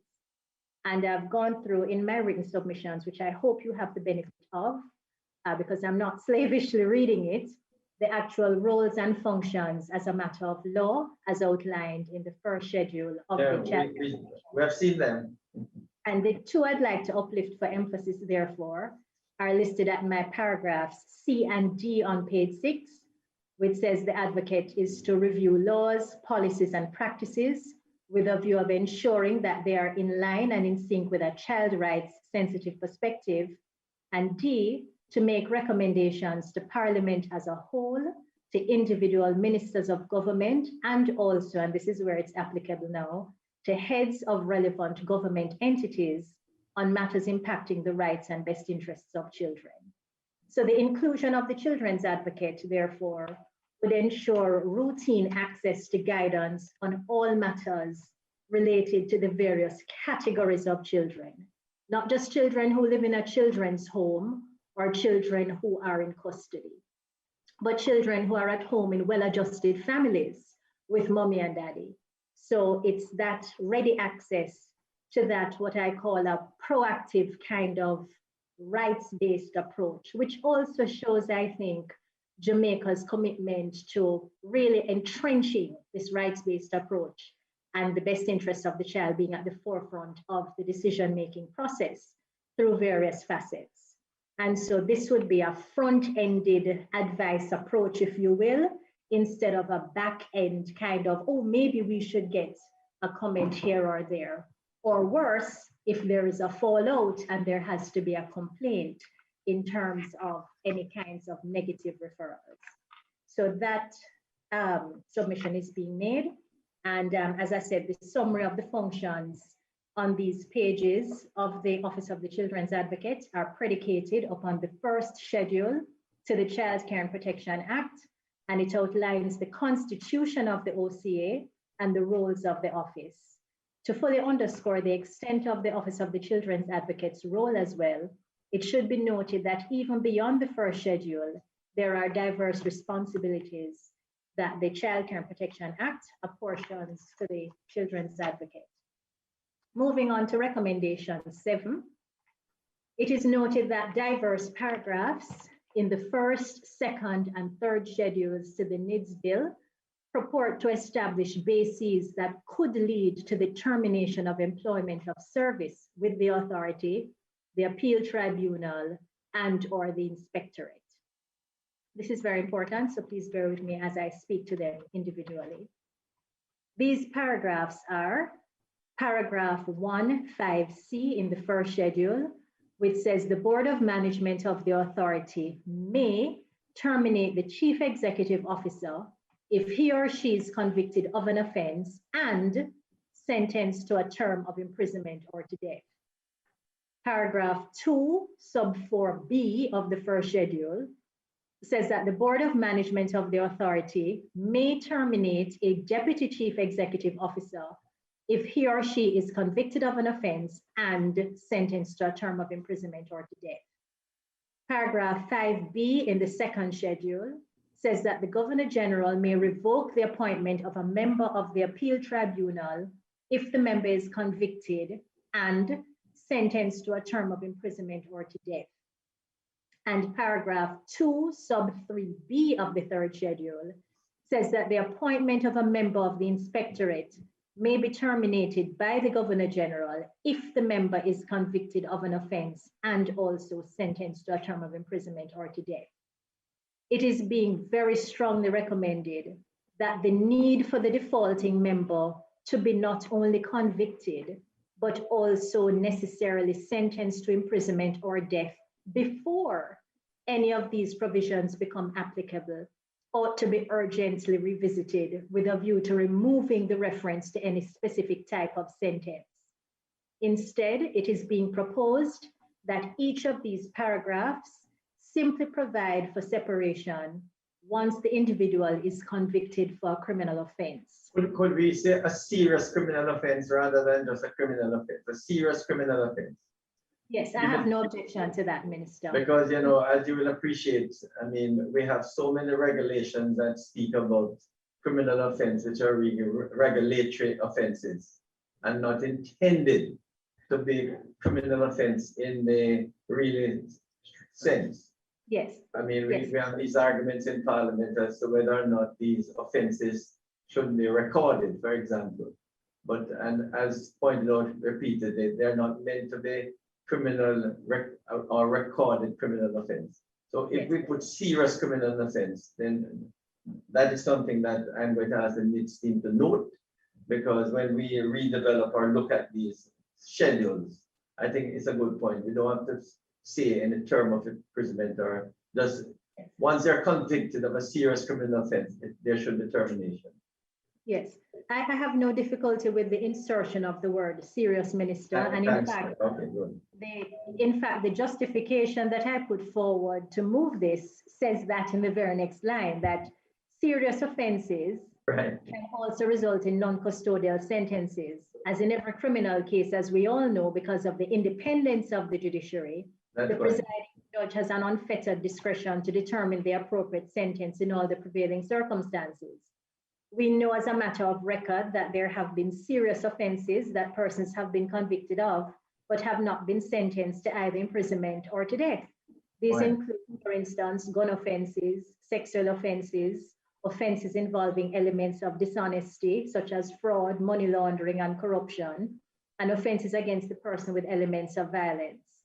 To have the current compounded requirement, as stated in the Act now, of not just conviction, but also specific sentences of either imprisonment or death before the issue of separation is even considered, is too high a barrier and has the potential to result in persons with convictions for serious criminal matters being eligible to continue in their respective roles with either the authority, the appeal tribunal, or the inspectorate. Given the high ethical and moral values that must be evident when treating with sensitive subject matters, such as the biometric, biographical, and other personal data of individuals, it is too great a risk, in my view, to have convicted individuals serve in these capacities. And the appearance as well is less than appropriate and downright undesirable.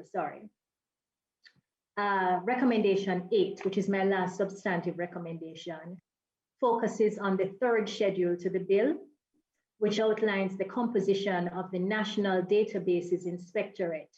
And it also deals with the associated matters of eligibility for employment and remuneration within the inspectorate. Specifically, paragraphs 5.1 and 5.2 of the schedule provide that the members of the inspectorate shall be paid remuneration from the funds of the National Identification and Registration Authority. And as counsel, Mr. Chair, you are aware that when the word shall is used, it's mandatory. So there's no option around that. So the members of the inspectorate shall be paid from funds designated by the authority.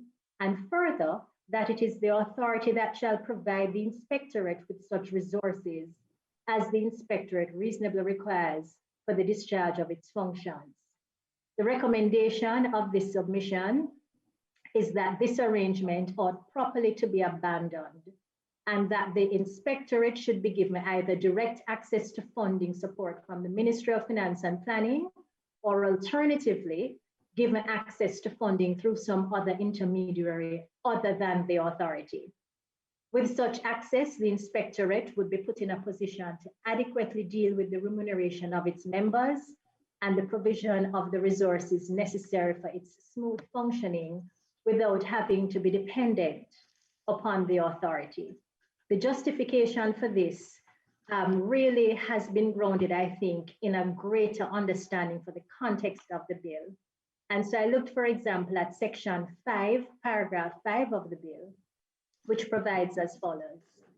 The authority shall comply with directions issued to it by the inspectorate in respect of any matter regarding the authority's operations, or regarding compliance with this act or with any other law concerning the protection or confidentiality of identity information.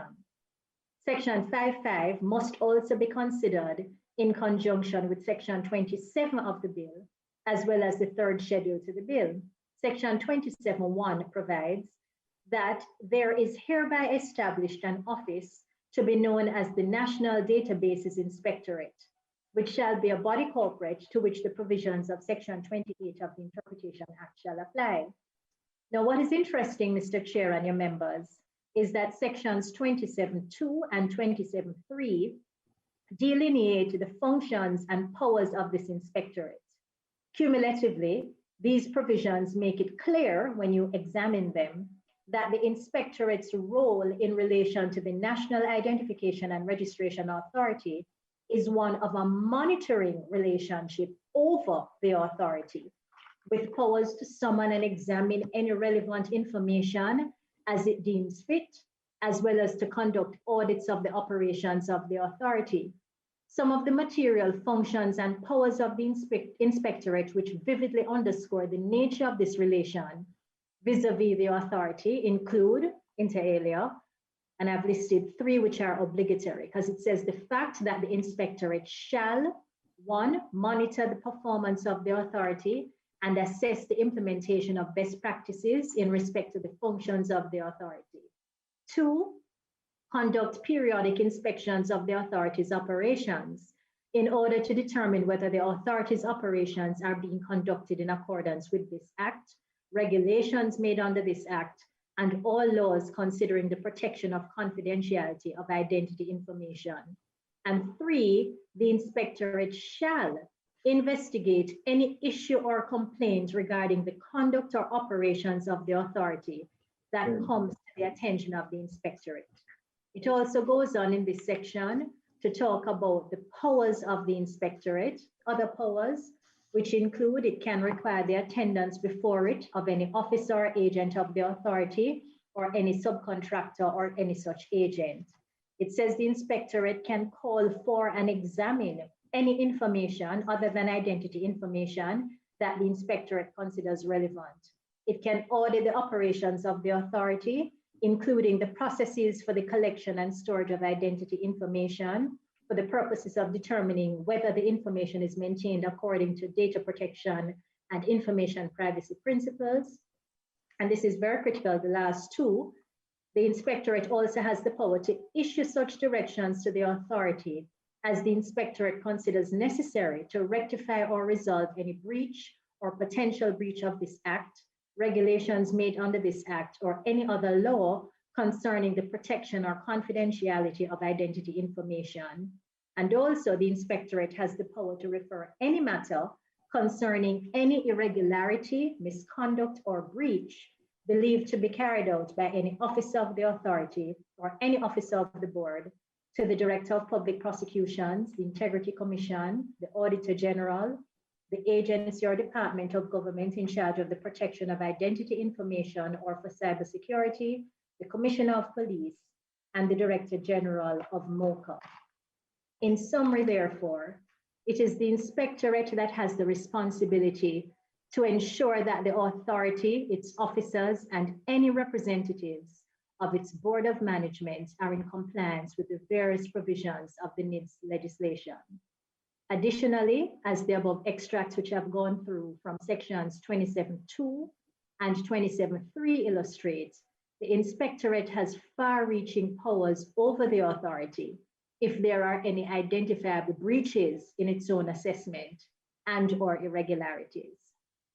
For this reason, it seems incongruent with best practice to have the remuneration of the members of the inspectorate being sourced from the authority and the very provision of the resources that the inspectorate will require to perform its tasks to be dependent upon what the authority makes available to the inspectorate to spend.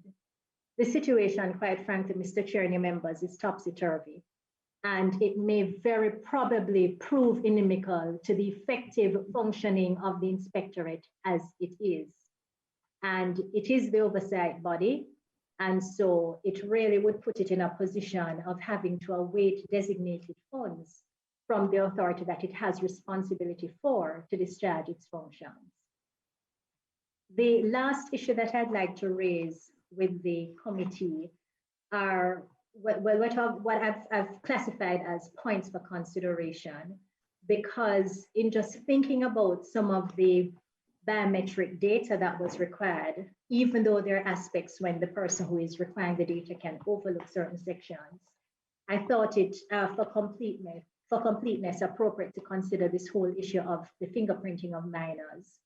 And in so doing, I've consulted 3 various sources, if you will, to raise the consideration for the committee.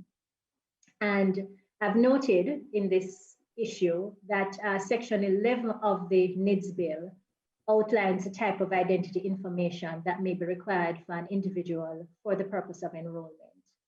Specifically, Section 11(1)(b), subparagraph 2, provides that the fingerprints of the individual can possibly be a part of the biometric information that will be sought upon an application for registration. And this, of course, based on the bill, the NIDS bill, says that it will be in line with the provisions as per the Fingerprints Act. Now, as I said, there are some issues that came to my mind that I have listed here. The 3 questions are: 1, where the application for enrollment is done in relation to a minor, does the NIDS legislation purport to fingerprint all minors, that is, children from 0 to 18 years? Secondly, if that's not done, is there consideration being given to a minimum age of the child that will guide those who are to be fingerprinted? And thirdly, if there's going to be a minimum age, what will be used to inform that age? Now, in discussing this issue, I looked at the Fingerprints Act of Jamaica, and when Section 3(1) of that legislation was examined, it provides, inter alia, the court's ability to order the taking of the fingerprints and the photograph of persons who have been charged for a criminal offense. This includes, of course, persons who appear before the Children's Court and Family Court as being in conflict with the law, and so this means minors. Additionally, Section 3A, subparagraph 2B of the Fingerprints Act provides that where a child has been taken into custody on reasonable suspicion of having committed an offense, prior to the taking of that child's fingerprints and photograph, consent must be given to on the child's behalf, by the parent or guardian, or where they're not available, by the children's advocate for the police to do this. These provisions, however, must be contextualized against the background that the age of criminal responsibility in Jamaica commences at 12. What this effectively means, therefore, is that even though the Fingerprints Act contemplates the fingerprinting of minors, this does not extend to persons below the age of 12 years. I also, in my review, looked at the Singaporean model, and the National Registration Act of Singapore was consulted as a point of reference, because Singapore has had a very long history with the registration of Singaporeans and their permanent residents. Section 5 of the Singapore legislation makes enrollment obligatory, save for established exemptions, and it states that every person lawfully resident within Singapore shall be registered under and in accordance with their act. Of particular interest, and with specific reference to children, is that pursuant to Rule 22(1) of the National Registration Regulations of Singapore, children below 15 years of age are exempted from enrollment. This therefore obviates the need for Singapore to consider the matter of fingerprinting minors of tender years. And I've listed from the National Registration Regulations of Singapore the list of those who are exempted. And there's a long list, so I won't go through it. It says, for example, the following persons shall be exempted from the requirement to register under the Act. Of course, the President of Singapore is number 1. And second exemption is a child of any age before the start of the year in which he attains the age of 15 years. And that was made effective by virtue of an amendment to their legislation in 2008. And as I said, there are other persons who are exempt. The third source that I examined in considering this issue of the fingerprinting of minors, and this was consulted really in a bid to incorporate some practical considerations in trying to resolve the questions noted previously, is a report entitled The Final Report on Fingerprint Recognition for Children, a 2013 report of the European Commission. This report was done by the European Commission's Joint Research Center after it had been consulted to undertake a review in relation to the automatic fingerprinting of children at the border. Now, the report emanated from the desire to understand whether or not automated fingerprint recognition for children is in fact even feasible. That is, if the recognition rates obtained with this technology for children are similar to those reached for adults. Further, the report considered that there may perhaps be a need to revise the minimum age threshold for the reliable use of automatic fingerprint recognition. 3 of the findings of the report are being highlighted in this submission, so that as Jamaica embarks upon this new regime, these factors may be appropriately weighed and considered if and where applicable. The first is that fingers of children grow at the same speed as the rest of the body. So too, therefore, the corresponding fingerprint. Time elapsed between enrollment and acquisition of the test sample that is to be compared could be long enough to prohibit smooth matching. The issue of whether algorithms take this into account requires some attention. The second factor that I raise, based on this report, is when they looked at Dutch travel documents and biometric identifiers that were studied, 145 children from ages 0 to 13 years were included in the study, and 65 of these children were between 6 to 12 years. The study concluded that it was virtually impossible, their language, to fingerprint children below the age of 4 due to the size of the ridge structures of their fingers. The third factor that I raised for consideration by this honorable committee is that when the quality of the data was considered, the noted trend was that the older the children, the better the quality of the fingerprint images. In light of the foregoing, therefore, my question remains, should the NIDS bill consider a minimum age at which the fingerprinting of minors will become applicable for the purposes of enrollment? My own view is that perhaps for coordination and some amount of systematic uniformity, we could consider that base minimum being age 12 years, which would be in line with the Fingerprints Act, which deals with children in conflict with the law. And in closing, again, I'd like to urge that these recommendations be considered by the committee. And I wish to thank you again for having invited the Office of the Children's Advocate to raise these issues. Right. I want to thank you very much, Children's Advocate, for really quite a comprehensive examination, and to indicate to you, in my opinion, you've brought up some new points which have not yet been touched on by previous contributors, especially in relation to children. And I have no doubt that many of these points will in fact be given due consideration by the committee. But just in response, I'm going to ask Janelle, Mrs. Janelle Williams, to give you a brief response and to say how we will be looking at them from here on. Janelle, are you on? Yes, I'm on, Chairman. Good afternoon, Chairman, other members of the committee and colleagues.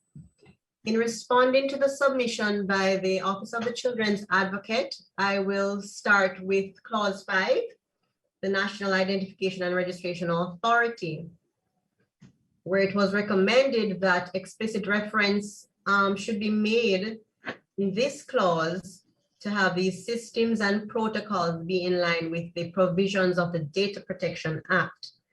And at this time, the NIDS team will refer to the Chief Parliamentary Counsel.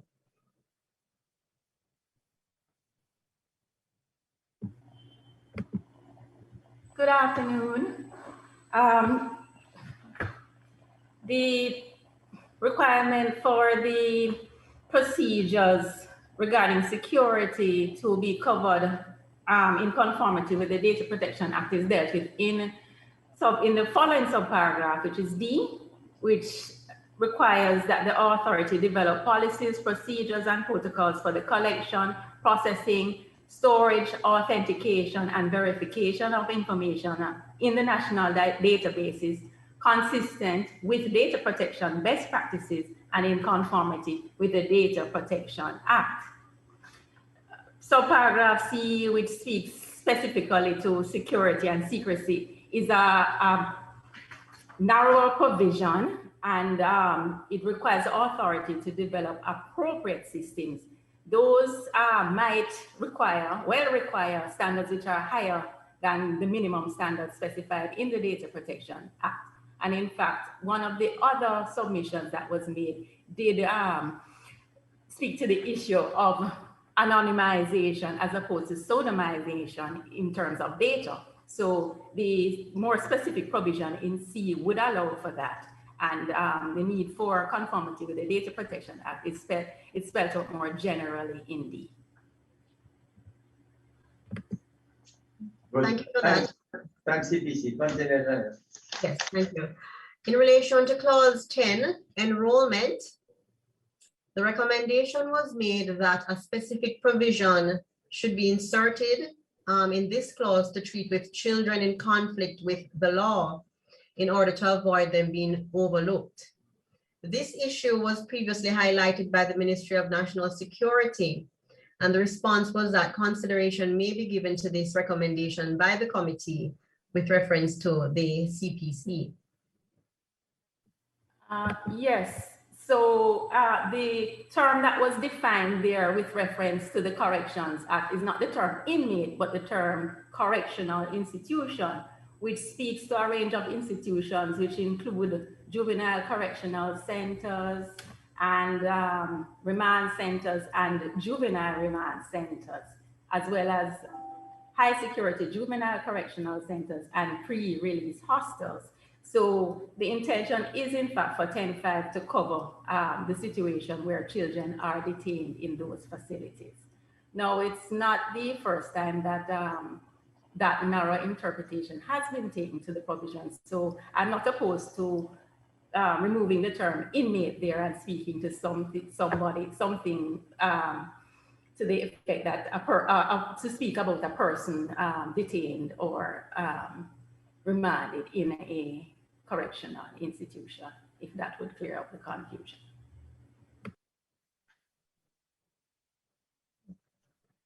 Thank you. Thank you, CPC. In relation to clause 11, identity information, 3 questions were asked. And the first is that where the application for enrollment is done in relation to a minor, does the NIDS legislation purport to fingerprint all minors from age 0 to 18 years? With regard to this question, age is not stated in the bill. And if it was stated in the bill, amendments would be required to the Principal Act over time as technology improves. So therefore, this issue would be detailed in regulations. The second question was, will there be a minimum age of the child that will guide those who are to be fingerprinted? And it is intended that the fingerprinting of children will begin from the age of 6. Physical changes are anticipated and accommodated by limiting the period of validity of the national identification cards for minors to 5 years. Furthermore, the other question was, if there will be a minimum age, what will be used to inform that age? And the determination of this age is based on an examination of the standards and best practices worldwide, as well as the accuracy of the print available from existing technology.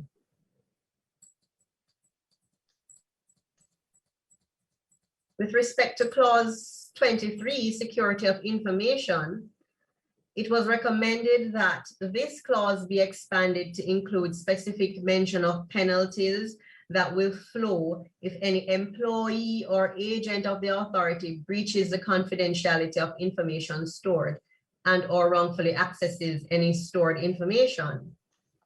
Reference is made to clause 9.8a of the bill, which creates an offense where an individual accesses a national databases without lawful authority. And also reference is made to clause 30, which creates an offense where there is a breach of secrecy and/or confidentiality. The committee has also indicated its intent to review the offenses in this bill. With respect to disclosure of identity information, in that's clause 24, the recommendation was that in this clause, well, this clause ought to be expanded to include considerations surrounding the need for limited access to any such data, and also as to the conditions of security and storage whilst in the possession of the Commissioner of Police or his designate.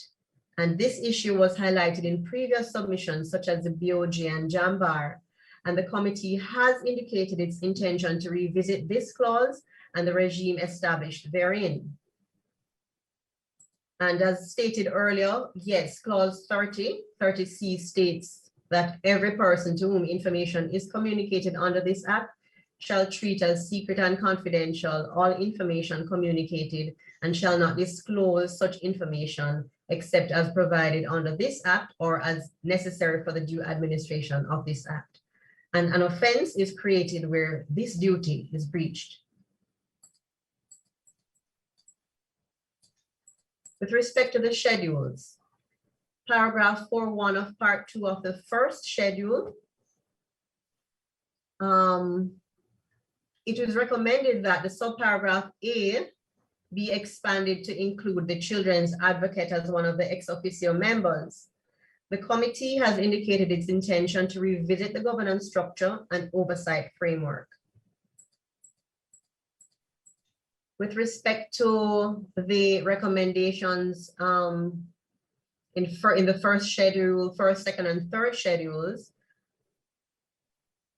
it was proposed, or it is proposed by the Office of the Children's Advocate, that each of these paragraphs, which is paragraph 1.5c in the first schedule, paragraph 2.4b in the first schedule, paragraph 5b in the second schedule, and paragraph 2.3b in the third schedule, that these paragraphs should simply provide for separation once the individual is convicted for a criminal offense.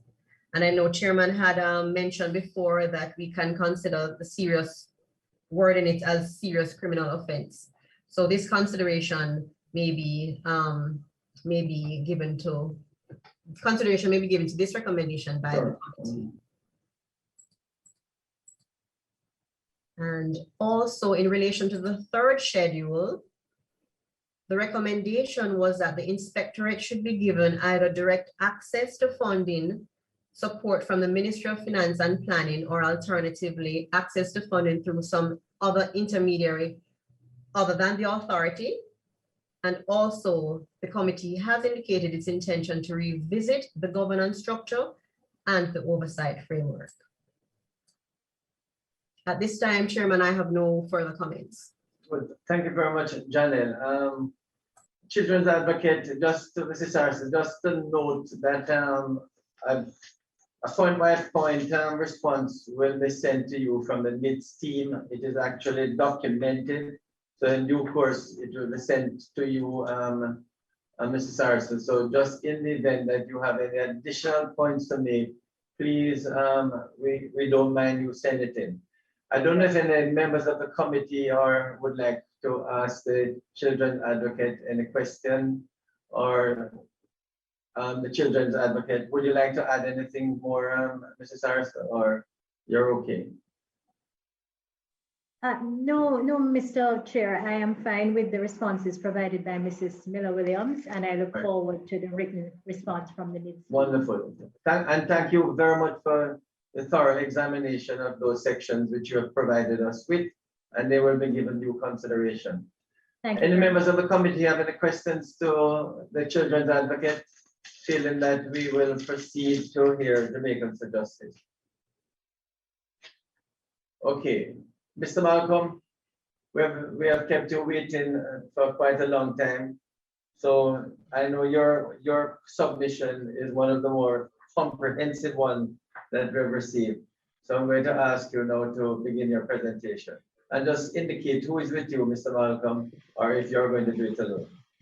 Thank you, Minister, and thank you for having us. I'm joined today by Matthew McNaughton, Principal of Roots Foundation, and this coalition of 13 organizations is co-convened by Roots and Jamaicans for Justice. Matthew will take us through the first bits of our submission and our opening statements, but I just wanted to underscore that our intention here is to see aspects of the bill improved, and we're very grateful for the chance to speak, and we hope that our words are received in that spirit of constructivity. Over to you, Matthew.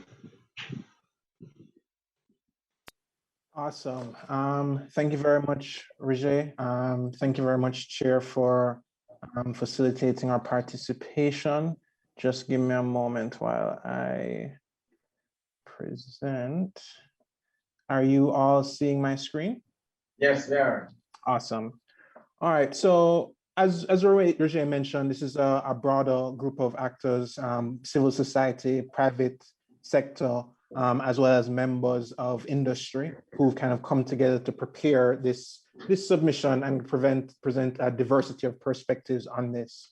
I also want to, in starting, I want to say, very much acknowledge the work of the chair of the project team. I have watched almost all of the Joint Select Committee sessions and the town halls, usually on 1.5 speed on YouTube, but you guys have sat through them in their full extent. And I think, the public doesn't necessarily always appreciate that, but very much thank you for the work that you guys are doing. You will agree, Matthew, that we have been educating the public as much as we can. I mean, yeah, given the circumstances, I know that has been the intention of the. Thank you very much. Okay. So I want to kind of start before we jump in by just reiterating what Roger mentioned. I mean, this coalition in its entirety and unequivocally supports the establishment of a national ID system. What we've tried to do. We all recognize the inconvenience of the current identification framework in Jamaica. All of us experience that. When you go to the bank, when you try to register our children in schools, when people try to access social benefits, there are too many Jamaicans that do not have access to an ID. Those statistics have been shared on multiple occasions. And we all agree that we can do better as a society. I think where we really have tried to focus with our submission, Chair, is that the other side of the reality of what we're trying to do, which is that national ID systems and approaches, such as the ones that have put forward by the government, also have risks. There are risks in how they collect information, how that is stored, how that data may be shared by others. And they're also made more complicated by the pace of change in technology and the way that technology is transforming our society. And so some of the risks that may not be necessarily possible today, but may be possible in the immediate future based on those changes. And so what we've done is we've looked at the bill, and we've looked at the bill not for just what it will do today and what it enables today, but what it may enable in the future. And also how other actors may seek to use it. And what in looking at that bill and looking at the law and the letter of the law, what we'll ask is that we really, there are a number of things that the NIDS project team, the chair have said, well, this is not how NERA will operate, or this is not our intention for how NERA will operate. But the practice in 5 or 10 or 15 years is that the burden of examination is going to fall on the letter of the law. And so in specific cases, we have to make sure that the letter of the law reflects the intention and the spirit of the team and the government. So I'm going to just hand over to Roger to start with our general observations. Thank you, Matthew. So we will go very quickly here. Many of these points have been said before. The first is that significant components of the legal framework are to come in future regulations. These include how application for enrollment work, how authentication will be managed, what transactional data will be created and how it will be shared, how verification will exist, accredited third parties, you name it, there's a regulation that is to come for it. It's because of the far long reach, as a public defender says, that this law has. And so we're asking for 3 things in relation to the regulations that we think will help improve the process. One, just like the bill, we're asking that the government commit to publishing the draft regulations ahead of their consideration in Parliament and allow for some public input, even if not in this type of setting. This happened last time with our regulations working group, and we were on that working group, and it was quite helpful to improve the regulations as they went through.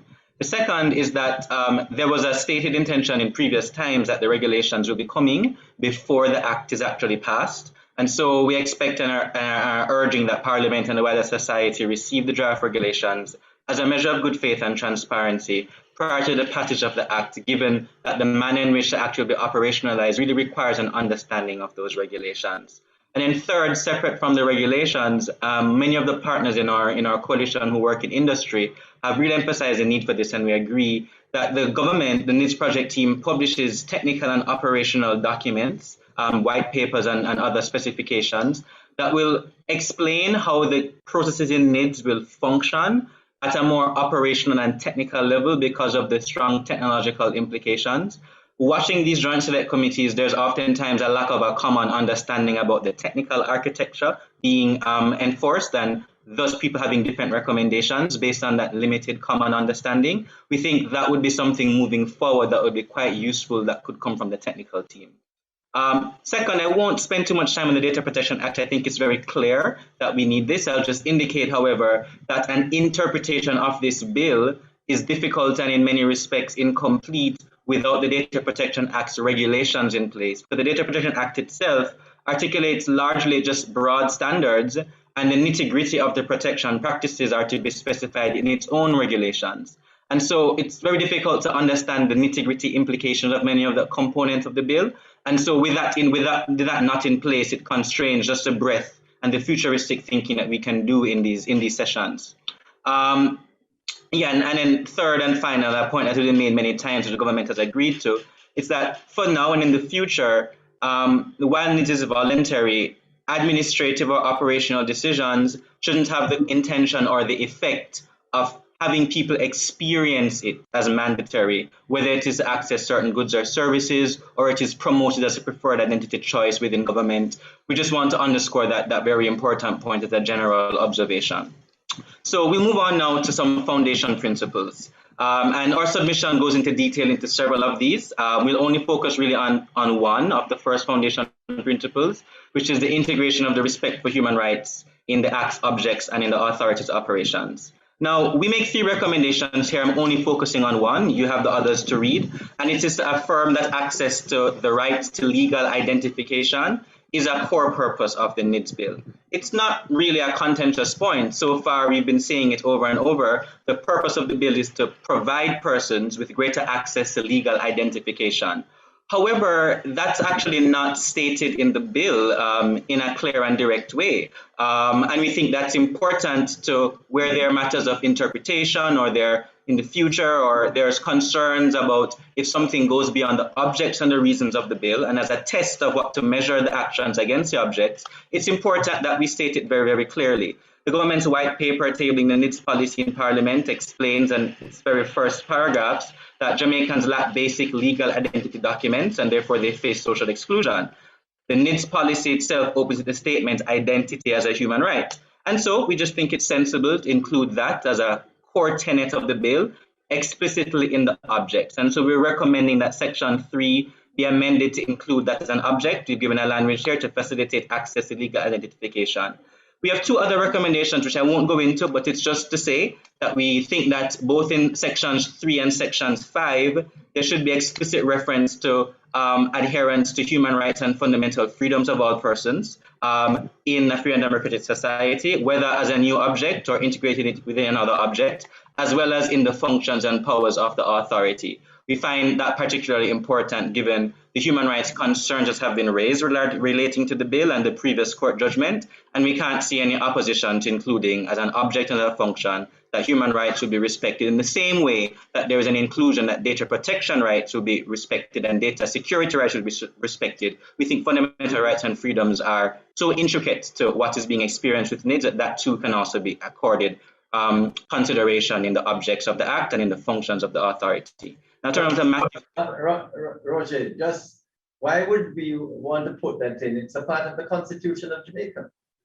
Yes, Minister, there are many things that are part of the Constitution, but we think it's useful in clarifying both the purpose and the constraints in specific language and the authority, but also to make it abundantly clear that the spirit of the bill, the spirit of the law ought to accord with human rights broadly. But Minister, it is just for your consideration. I think what I'm really saying is that are more anything we important. do, any law must be observe and respect human rights and fundamental rights and freedom. So it would be superfluous to repeat it in a bill that must conform with the Constitution. Certainly, Minister, if that's your view, I understand. That would be generally the state of society. It would be much better if that was done, but that's not the case. But I would just say, if that were true, then you wouldn't mention any need to respect data protection because you have a Data Protection Act. And so there is use in specifying things for emphasis and for clarity, but also for constraint. But we can agree to disagree on that. I take the point. I just plain devil's advocate here. I mean, that's all right. Okay, so I'm going to move on to Matthew, who will speak about the identity information being collected at contentious point. We propose a solution that we hope will strike the balance that everybody is seeking to strike on what we collect as identity information. Over to you, Matthew. No worries. Thank you, Roger. Thank you, Chair. So, multiple presenters have already raised this issue of the scope of the data that's collected by the authority. We've heard the responses of the project team. We don't want to regurgitate a number of those issues, but we also think that there's some more nuanced points that need to be discussed by this Joint Select Committee. And so I just want to raise those as a start, and then we'll go into the discussion. One, that the bill grants the authority discretionary powers to deny an individual access to legal identification based on the information that they provide. And that information may not necessarily be necessary for fulfilling the primary purpose of the bill, which is access to legal identification. I'll show where that is in a moment. Two, that the bill itself is internally inconsistent with the principles of data protection best practices, because it's collecting information that is not necessary. We take note of the additional use cases that the chair and the project team have mentioned around compliance with know your customer information, but that's an extra use case on top of the primary function, which is legal identification. And then third, that it's the bill itself, and I know the persons have mentioned that the information in 11.1 says that the authority may collect this information, but the bill also in section 10 creates an obligation on the individual, that is when they're enrolling, to provide all of the information, and not providing that information in a way that provides a material objection to the authority is an offense. And so we have to be careful about the balance between both of those things, but we'll talk about that in a moment. So one, this is all of the information that the authority, that the Joint Select Committee is proposing be collected.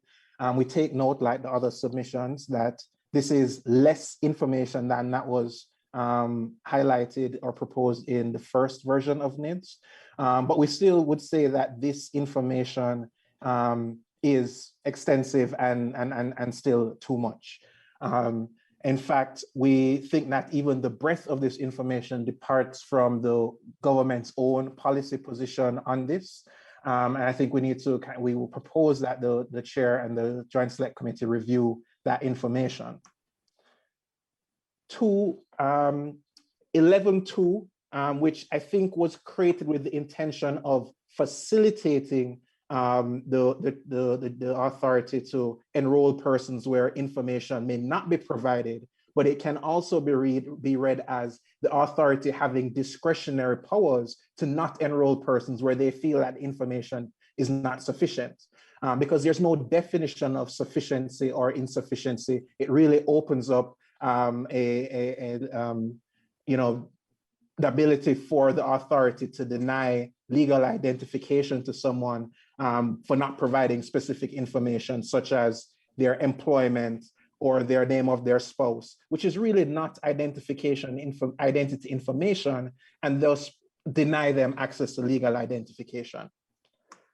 We actually propose very clearly that that information that is mandatory for enrollment be much more narrowly defined and much more clearly defined in the bill. And that really should be limited to the core information that the government's policy position states that is necessary for providing legal identification. We think that this is the only information that really should be mandated for collection and only information on which the individual may be denied enrollment for providing or collecting information on this.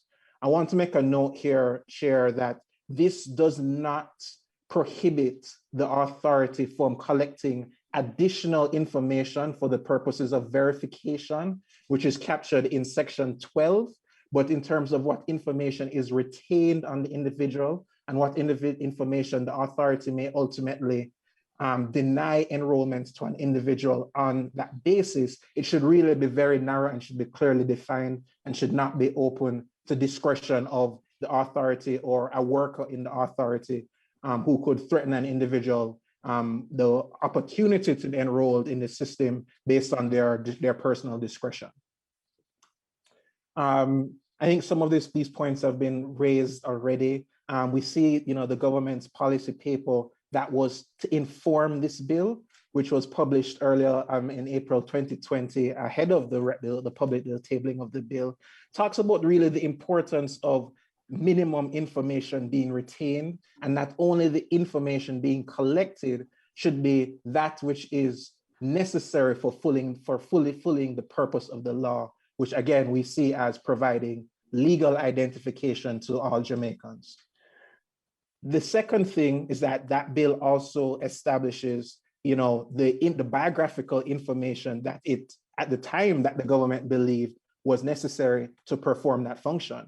Full name, date of birth, address, marital status. But not only that, but that there was a principle of security by design that was articulated that collecting this minimum amount of information was both in the best interest of the individual, but also of the system. And collecting and retaining that breadth of information that is being proposed actually is a security risk, raises a security risk of the authority and the national databases, because it means that a individual with poor intentions would only have to target one agency to be able to collect or to access all of the information that they're seeking to get. So there are a number of reasons why retaining only a minimum amount of information is a good principle. And then lastly, the idea of data minimization, which is that only the information that is relevant to performing a particular function, is something that we've enshrined in our Data Protection Act. And so, we see that the mandatory collection of this information, which the authority is empowered to require of individuals, should be looked at. And that the specific information that is ultimately collected should really align with that core principle of what is required for doing legal identification.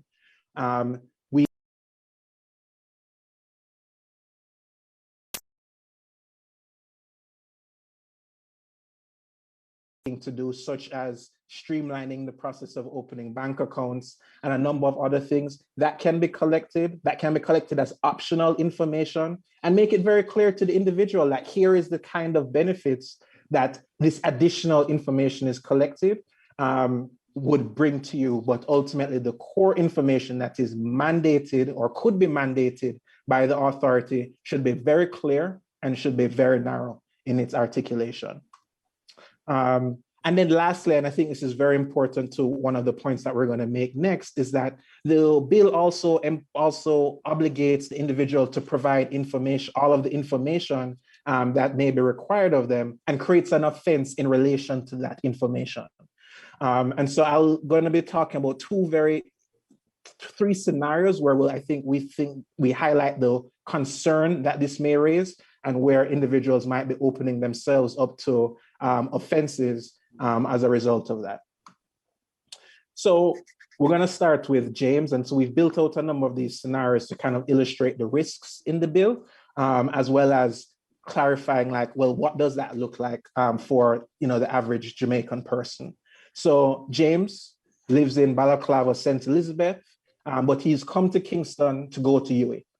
He wants to register for NIDS ID because he wants to qualify for summer work program. And when he completed the enrollment application, he only listed his town address because James thought that it would look better on his job applications in cases where that information needed to be disclosed. According to this bill, James could be charged with an offense because he did not list his grandmother's address and his address in Balaclava. The offense, as the chair is already and the project team is aware, could result in a fine up to $3 million for not including both of those addresses. But that's not misinformation, that's just an omission. You're right. We're going to come. Yes, but he would have been misleading the authority in relation to that information, which is how the offense is created. No, but anyway, continue. Mm-hmm.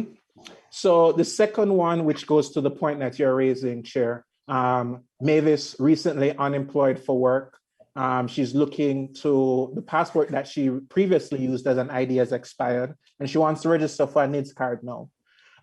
She doesn't want unemployed to be associated with her identity. So she writes that she's a domestic worker, but she hasn't, which is the last job that she worked before the COVID lockdown last year.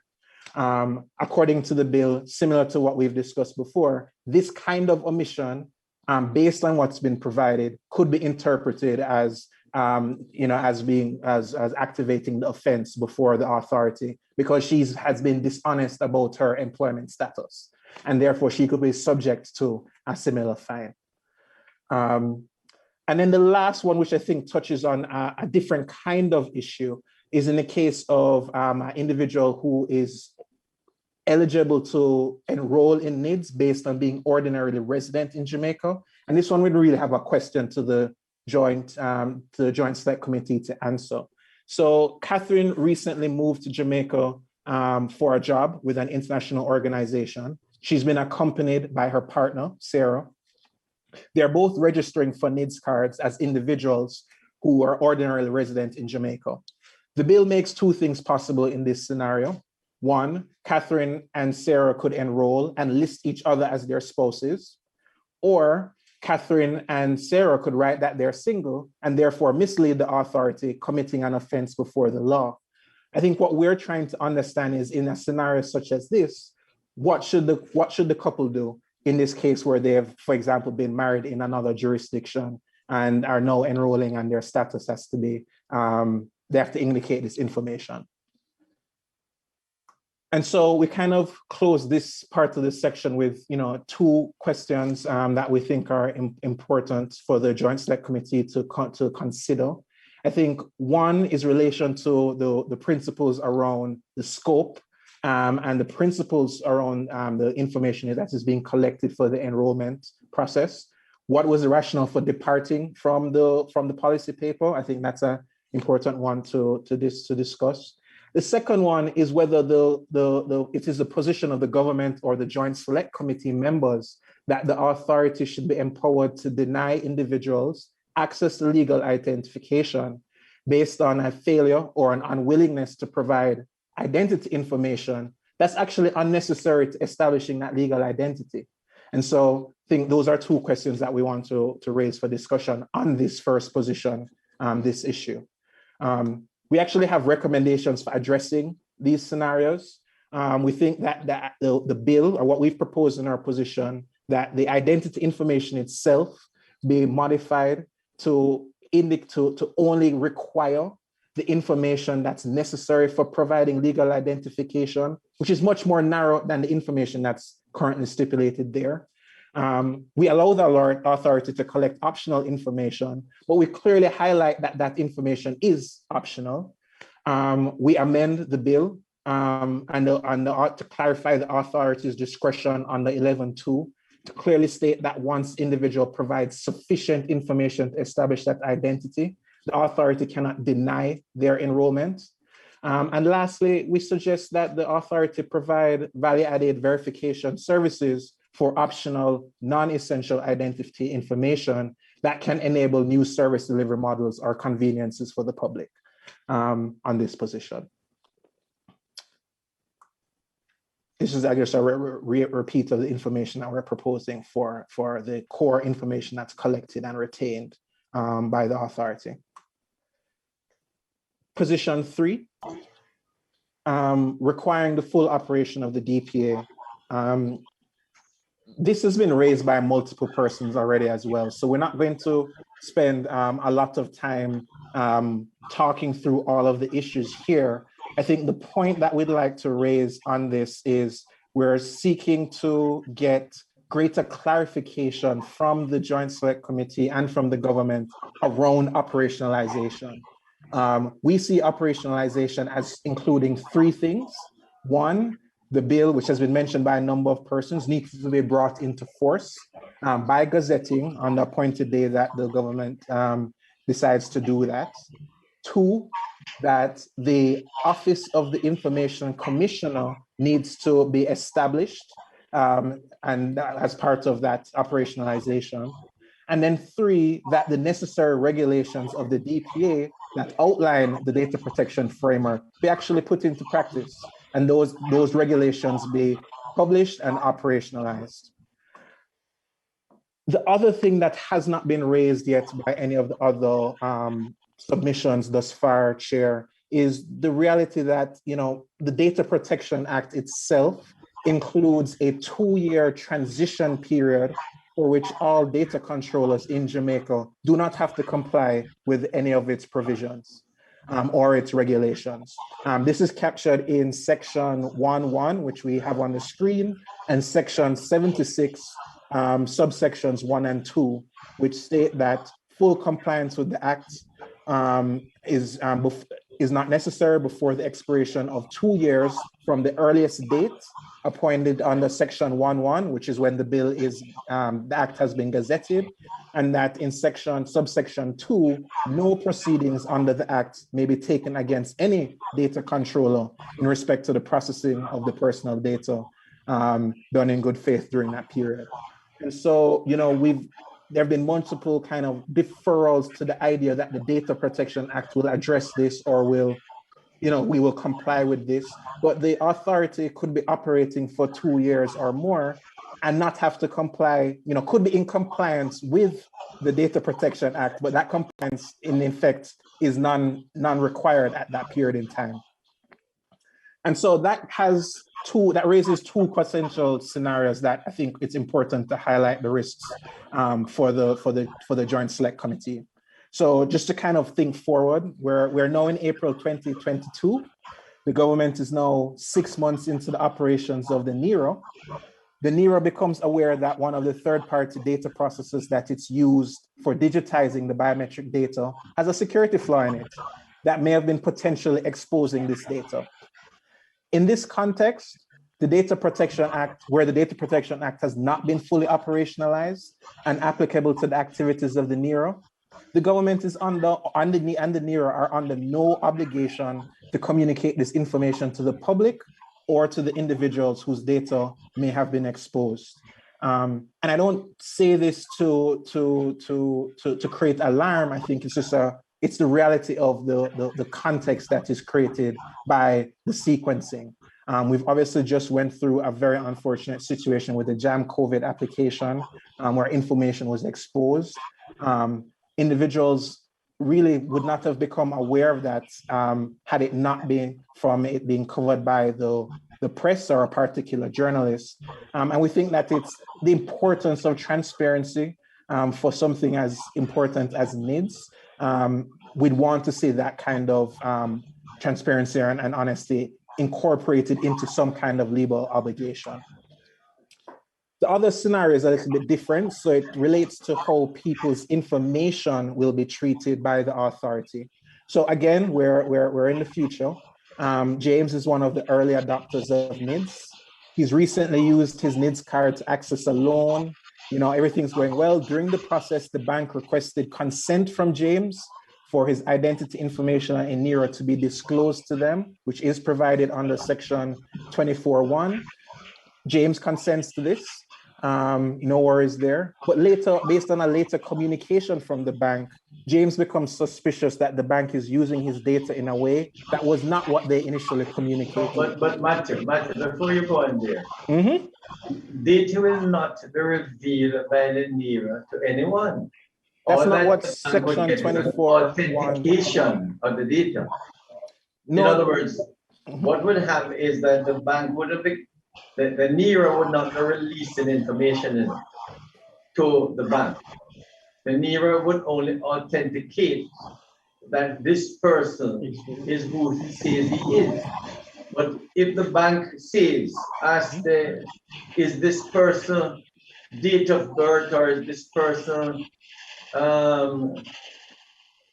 date of birth so and so, the NERA will say yes, or something like this. But if they ask the NERA, can you give me the date of birth of this person? The NERA will say, no, we're not giving you any data. You can ask for verification, not Chair, the data. Chair, we're going to be talking about disclosure in detail. So section 24(1). No, that is separate. That is different. When the Commissioner of Police asks for it. No, Chair, that's section 24C. 24(2). 24(1)A specifically says that individual may consent to their information being disclosed by the authority. All right, continue. Yes, Chair. So again, I mean, and the project team has spoken to this in part, right? So James logs into the NERA interface, whatever that may be, to confirm that his data has been disclosed. He would be able to see this information based on what the NIDS project team have shared in previous sessions. So he would be able to confirm what information has been disclosed to the bank. And then he reaches out to the bank to request clarity on how that data is being used. The bank does not respond. Without the DPA, it is legal for accredited third parties to change how they are processing information that has been shared with them after the fact. Without the Data Protection Act operationalized, James has limited recourse. He can make a request for clarification from the bank, but they're under no obligation to respond to him in this regard. And the Information Commissioner, if appointed, would also not have any mechanism through which to protect the interests of James or any other individuals, because none of the data controllers themselves would be subject to the provisions under the Data Protection Act. Isn't this James's fault? Huh? In that he consent for that information, which he himself could have given the bank. True, it is. I mean, I don't know if it's necessarily fault per se, but I think the point that we're saying is that what the authority is going to be doing, and this is kind of like a function of the technology, it's going to significantly decrease the friction by which information can be shared or verified by any other third-party individuals. And so we have to engage with the concept of the authority within that framework. Yeah. But if I could also, Minister, yes, what Matthew said is one part of the answer, but I don't think it's James's fault, because if we take the scenario where there's a 2-year transition period, or we take the scenario where we don't have a Data Protection Act in place, any of those scenarios, James would have enrolled, given his information, there is some disclosure permitted under Section 24, and he then finds out, whether it's because of the 2-year transition period or the fact that the DPA is passed and not enforced, that he does not have the standards of protection that he ought to have, that we legislated that he should have, but they aren't applicable to this scenario, either for the next 2 years or because the act hasn't been brought into force.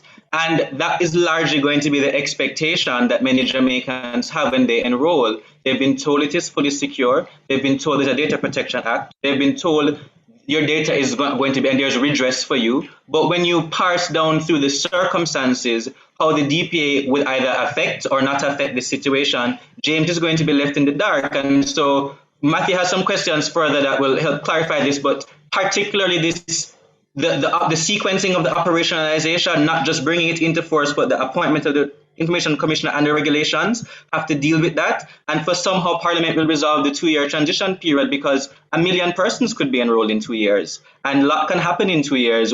in James's situation and many others, and it's something we would need to find a solution for before selling it to the public that the DPA is going to be applicable. We're hoping we can find that together. So if we agree that the Data Protection Act applies to the NERA from inception, would that solve the problem? It would solve a good number of the problems, and it would address this particular scenario of James, which involves several other stuff. And make that as a proposal then, that's the DPA. Yeah, man, it's like one slide down. We're almost there. Matthew's gonna make that go through that now. Go ahead. Yeah, man, no, man. And I'm glad you're with us, Chair, because I think that's precisely where we'd like to go. So one, I think the question that is raised here is, what are in the case during that 2-year transition period, what are the legal enforceable obligations on the NERO or the government if there is some kind of security breach that affects the identity information of individuals enrolled in NERO? And secondly, what redress will individuals have if they believe the data that they have is improperly used by accredited third parties? I think we broadly have a question from the coalition regarding the current status or the drafting of the regulations for the Data Protection Act. We think that's an important and germane point that should be provided to the public, as it is central to the operationalization of the DPA and NIDS. And also, lastly, given that the NIDS project team has publicly stated the objective to operationalize the NERO sufficiently to have the capacity to issue cards by September of this year, how are they configuring the system for data processing without knowing the requirements to be included in the Data Protection Act's regulation?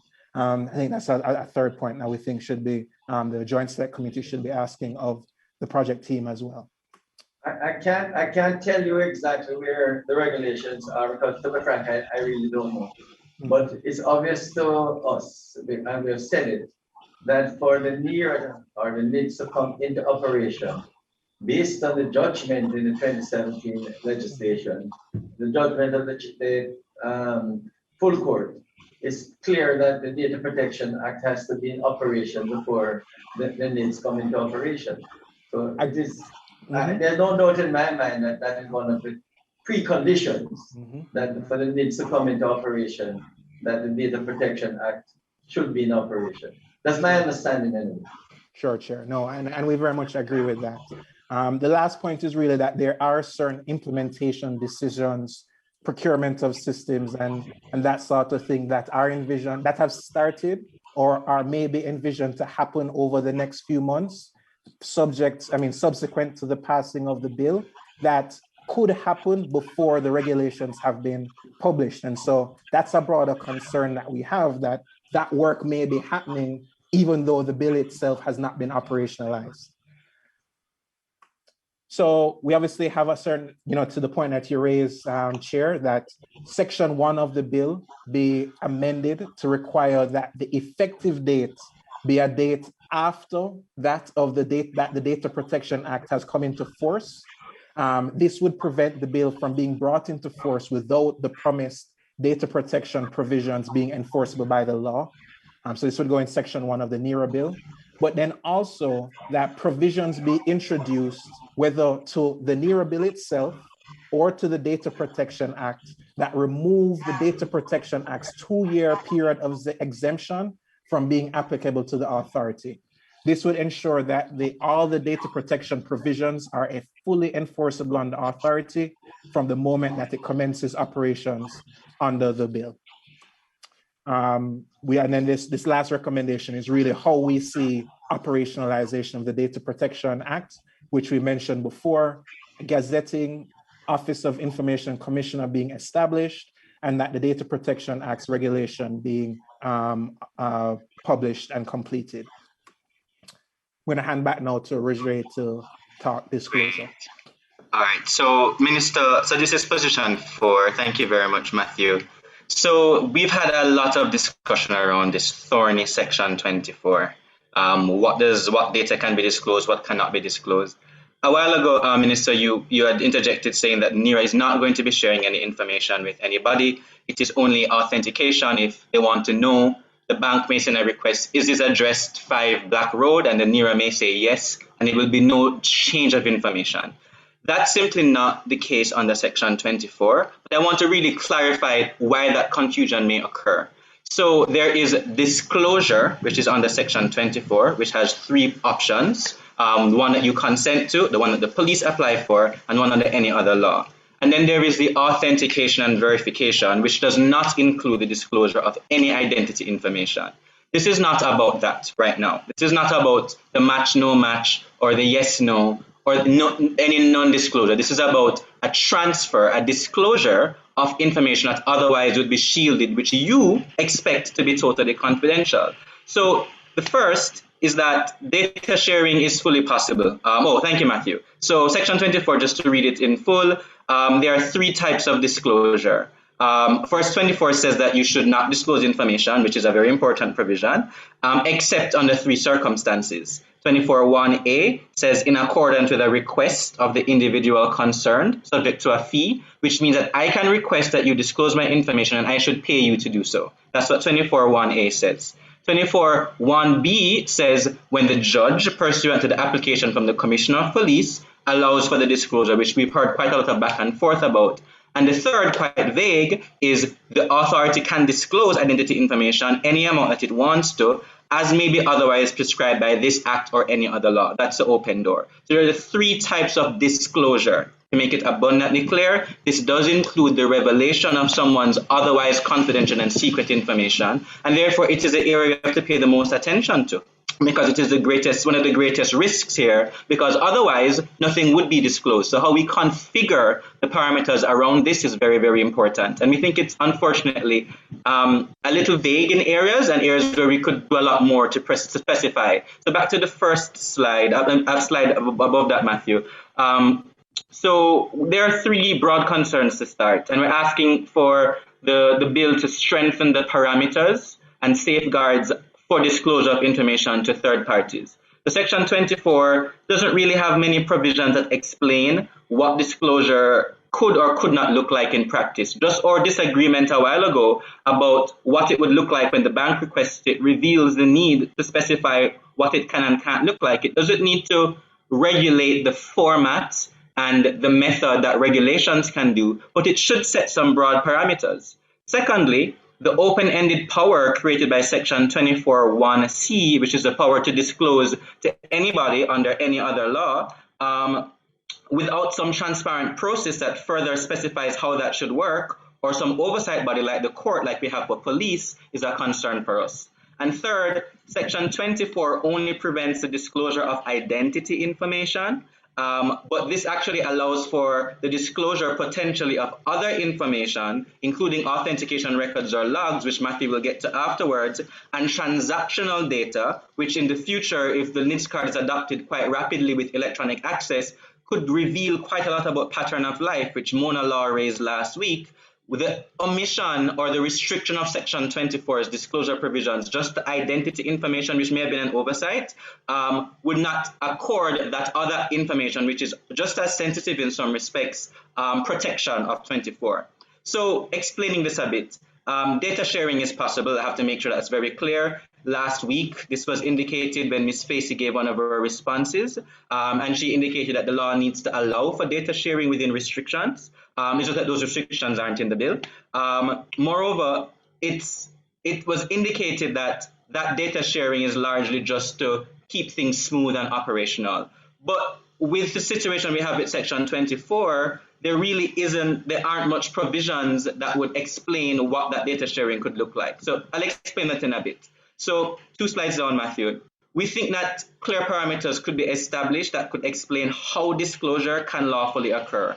That includes the forms it can and cannot take, how the process can and cannot be managed, and how recipients of disclosed information ought to be managed, just like the Children's Advocate also suggested in the context of police.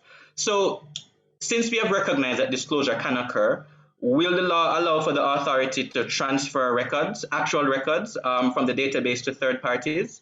Will they get a file with the person's information under Section 24. We know that's not your intention, but 24 gives you the power to disclose in all of these three circumstances. That file could be copied and shared. Will it be a portal that they have to log into? We don't know. The bill says that identity information should be encrypted and kept illegible.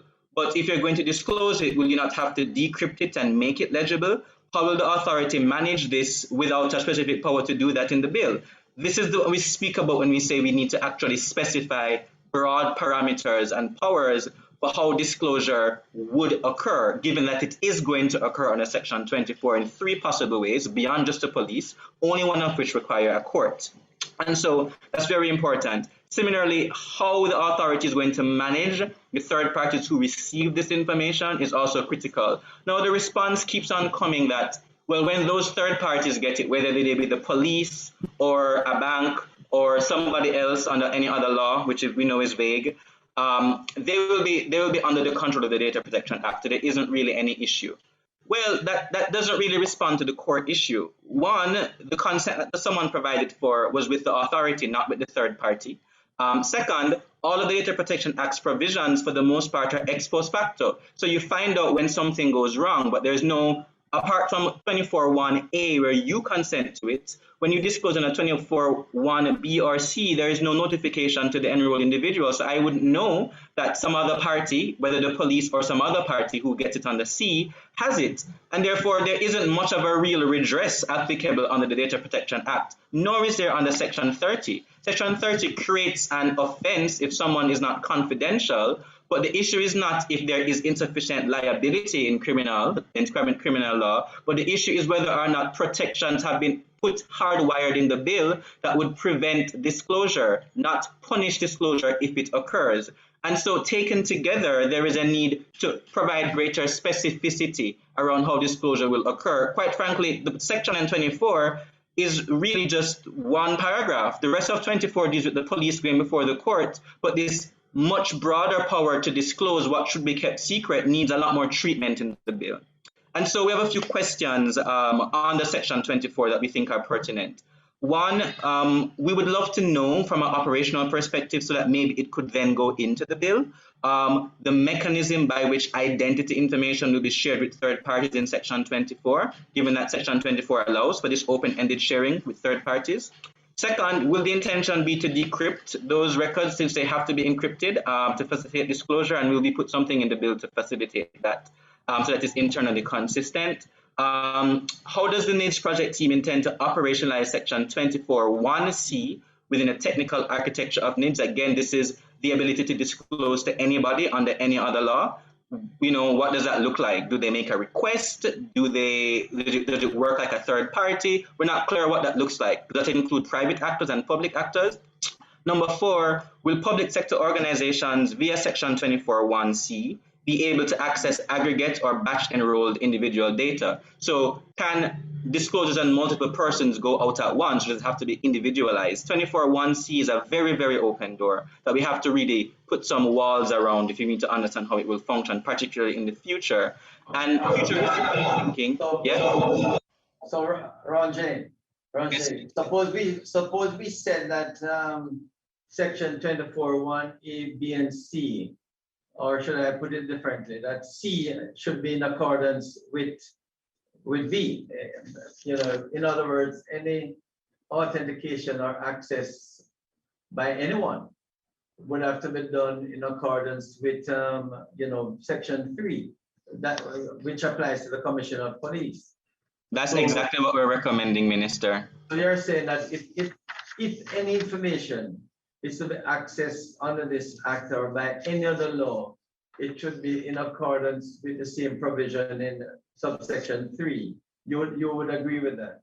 We would. So Matthew, next slide. That's exactly our recommendation. Okay. We're recommending that Section 24 be amended to require that any disclosure of an enrolled individual's information that they didn't request only occur when ordered by the courts. And the provisions under subsection 3 that deal with the application process and the factors to consider would be applicable, but we don't think it needs to always be an ex parte application as it relates to 24(1)C. But the bottom line is that the court, as a judicial actor, be involved in the disclosures under 24(1)(c, the only space that we could see that not being the case is if the other and some other statutes under which 24(1)(c is being invoked includes that procedure already. But we don't see the authority being able to just decide on its own, regardless of the Data Protection Act or not, that it will disclose my information and not tell me to some unknown actor under future laws. So we think we're in alignment there, Minister, as a way that could happen. And you know, I support that position in a way because it's too open-ended. But you will agree with me that if we agree with you on this, it is inconsistent with your position on restricting the items for identification to only the 7 points you mentioned. Because why those seven points, and then the date of birth, etc. No, Minister. I can see where, for instance, any additional information that anyone would want. I mean, what you mentioned, full name, date of birth, sex, nationality, and the biometric facial, if those are so, if you limit them to only those 7 items, there's no need to get them. So, well, first of all, Minister, we're not proposing an exclusion of the other items, you know. What we're saying is that those items which are actually necessary for identification should be the only things that NERA can require. So remember the bill. In order to register? Yes, remember the bill. The NERA can collect anything it wants to collect, and once people voluntarily give it. But only those 7 attributes. But yes. You're not objecting like the public defender. So the collection of a trove of other data, including the 21 listed in section 11. If people want to voluntarily give that information, and it is not a condition for their access to an ID, we have no issue with it. I want to be very clear. And to be fair, as the AG pointed out, it was just a menu from which the NERA could select in order to ensure the uniqueness of the individual.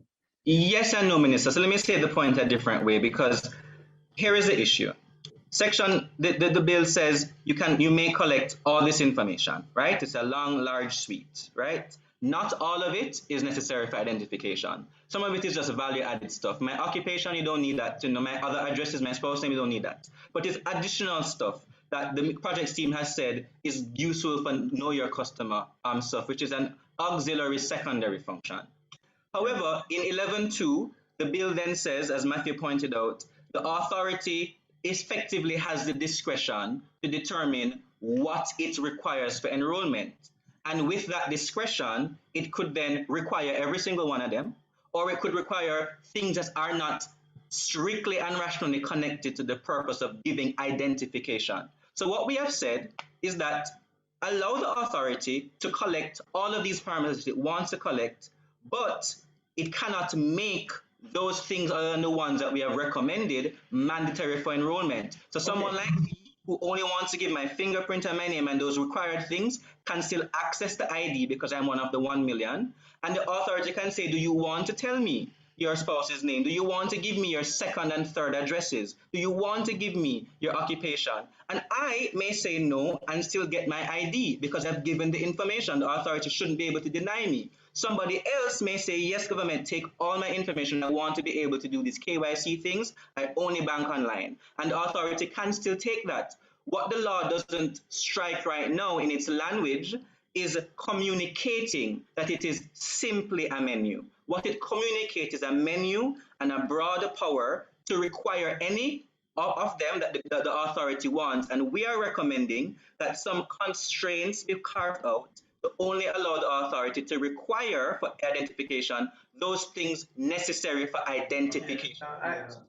Thank you. I understand you better now. Okay, proceed. Okay, thank you. I'm very happy that we're understanding each other. And so, in the interest of time, I'll move on a little bit. Since you've agreed on section 24 and the court, at least from your perspective, I won't bother to go through the example, Matthew. And so, with another point here now is still under section 24 is that the bill does not restrict the authority from disclosing other information. about an individual that the authority holds, such as the records or logs of authentication or verification requests or other transactional data. Instead of prohibiting disclosure of information, it actually only prohibits disclosure of identity information. So again, just look on section 24. If I could get that on the screen, section 24. It's bolded there. The section 24 only really applies to identity information.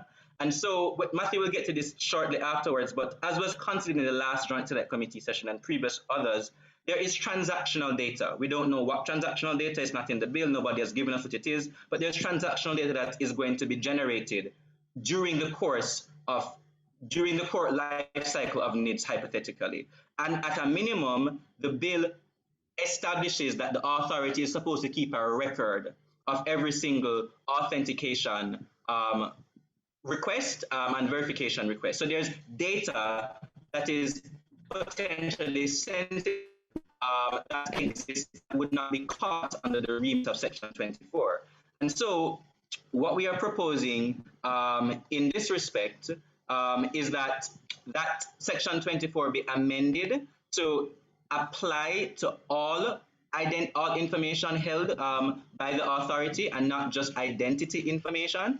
We think that would be particularly useful. And just to remind that section 2 indicates that authentication is a process by which you prove a national ID card to be true. So it's to verify that it's a real thing. And then section 25 says that the authority is to maintain records of each authentication. It's also supposed to maintain records of each verification.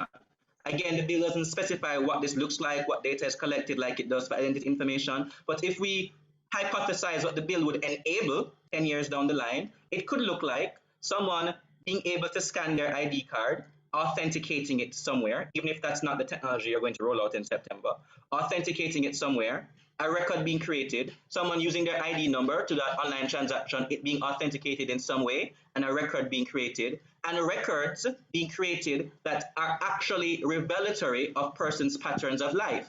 That is a feature of enrolling in NIDS. We're not saying that cannot occur. However, the parameters that restrict disclosure and protect our information need to also apply to that information. And so in this regard, we have 4 recommendations under section 24. One, and we've agreed on 2 of them already, it seems. One is to amend section 24 to create clear parameters for the method of disclosure. These parameters can explain how disclosures can occur and cannot occur, and the actual forms it can and cannot take, how the process will be managed, and how third parties are to be managed. That is important. The DPA is not a panacea in this respect. It also applies the same standards to a cook shop, JPS, Digital, and NERA. Obviously, NERA has to have a different standard. That's why we're doing a separate bill for it. Second amendment that we're proposing here is to amend section 24 to establish safeguards on the use, processing, and storage of information by third parties to whom information has been disclosed, including the police. And this is in line with the recommendation the Children's Advocate made earlier. Third is to amend section 24(1)(c), as we've just agreed, Minister, to require that the disclosure of a person's information that they did not request only occur when ordered by the court. It would probably be sensible to then establish a little bit of guidance to the court in that respect, because I don't think it needs to always be ex parte. And 4, amend section 24 to amend section 24's reference to any information. Amend section 24, to reference any information, not only identity information, and clarify that the prohibition on disclosure is not limited to just identity information, but extends to all information held by the authority about them. And so I want to also note in these recommendations that there is also a need to put limitations on what kind of data is going to be shared across platforms through any automated process. Again, it has been suggested in the responses at times of the projects team, and certainly the responses that came to us in writing, which we're very grateful for, that there is an intention to have some minimal data sharing opportunities available to the authority under section 24 or otherwise. And so clarifying what type of data could be shared and what automated processes are acceptable is a concern for us, because in the future where these processes could be fully automated, they may run the risk of being experienced in a manner that persons who enrolled didn't think they would have been experienced. And I particularly think that transactional data here is very important. The response that we got, you know, either in writing and from the response of the project team was that the only purpose that the transactional data would be retained and used is for persons to access their own transactional data, and that it wouldn't be used for any other purpose. But that's not in the law. It's not in the bill anywhere. It's not in what the authority is required to tell the person when they enroll. And so without that, those statements are very welcome, but the power may be wide open to use that data for other purposes. And we've made recommendations further down about restricting the use of that data, and the response that we got on the project team was that those restrictions would be unwelcome because the authority should be able to process and limitedly disclose that data. So we'd be really careful to understand in what way the data is going to be used. So moving on now to transparency in the disclosure process. This is very simple. Our position 5 is to establish a right to know of disclosure under Section 24 unless it's shielded by the court. I know that there's an understanding that you will be notified when there is disclosure. The bill does not say that. The bill says that you have a right to know of authentication verification requests, which does not include disclosure. The bill, as you've said earlier, permits disclosure of personal information under Section 24, but does not give us the right to know what disclosures have taken place, when and to whom, even in circumstances where I myself requested a disclosure. And so we think this may have just been an oversight because, again, we've written a right to know under authentication. The DPA has a general right to know how your data is being processed. So we expect that this is also the intention here, but it's just not there. And so we're suggesting that the right to know about disclosures ought to exist in all circumstances, both consented and unconsented, unless a court circumstance says that this should be shielded. And this is the case of the police, where obviously if it is something that is sensitive and the person ought not know because the court has determined that the facts suggest that it's a security risk, then obviously that right would not be extended there. But we believe that there should be a presumption of transparency for all disclosures, 24.1a, 24.1b, and 24.1c. And that presumption should only be overridden by some other competing interest, the burden of which is on the state to prove. And so we think that that would also help improve the transparency in the bill. It would also help the bill reflect the commitments that have been perpetually given by the projects team and by the spokespersons of NIDS, which we agree with, the principle. It's just not in the bill. And we think that putting it in the bill could significantly improve the coherence of the language with the stated policy intention. And so you're just asking for tweaking of the position. Tweaking no, so that not tweaking, it's not there at all. It needs to be added. I know. So you just want to ensure that there's transparency in terms of the disclosure. Yes, and that a right to disclosure exists under Section 24. Okay. That is a right that we established, just as there is under Section 25. Okay. Okay, so that's our first recommendation. It's on the screen, establish a right to disclosure. Our second is to require notification of a request for disclosure prior to making that disclosure, and allow a reasonable period of response unless the court limits that disclosure based on some compelling interest. Again, this gets back to what the public defender and yourself were going, and the Attorney General, sorry, were going back and forth about, and the question that she wanted to know, when would someone know, and that kind of stuff. We think if we establish notification as a provision of Section 24, limited only in circumstances where there's a compelling interest, then that really addresses the concern of the authority potentially disclosing something about someone that they don't want or that they didn't consent to, or where they have a valid reason to contest the disclosure that is unconsented. This particularly applies to Section 24.1c as well, because we don't believe that should be totally ex parte. And the third is to require a quarterly transparency report. We think that's a good practice that would summarize in aggregate form the disclosure of information that says how many requests came in, how were they managed, and whether they were granted or not granted. It's important for us, transparency-wise, to know the trends of the authority's disclosure of information. We suspect that would be something that we'd do anyway for their board and the author and for the inspectorate. We think it's a good practice for the public as well. So we're going to switch gears here from section 24 to section 25. And so I'm going to hand over to Matthew to deal with the issues to do with authentication and verification. Awesome. Thank you. Thank you very much, Roger. Thank you, Chair. All right, so authentication. I mean, we've already kind of alluded to this. A number of other presenters have highlighted this, but we think that it remains unaddressed.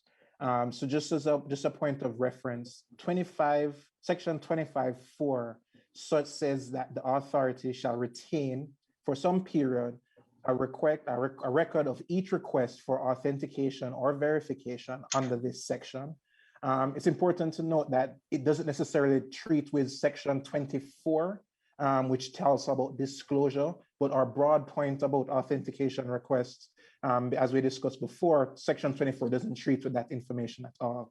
But 25(4) does establish that the authority will be retaining a record of this information.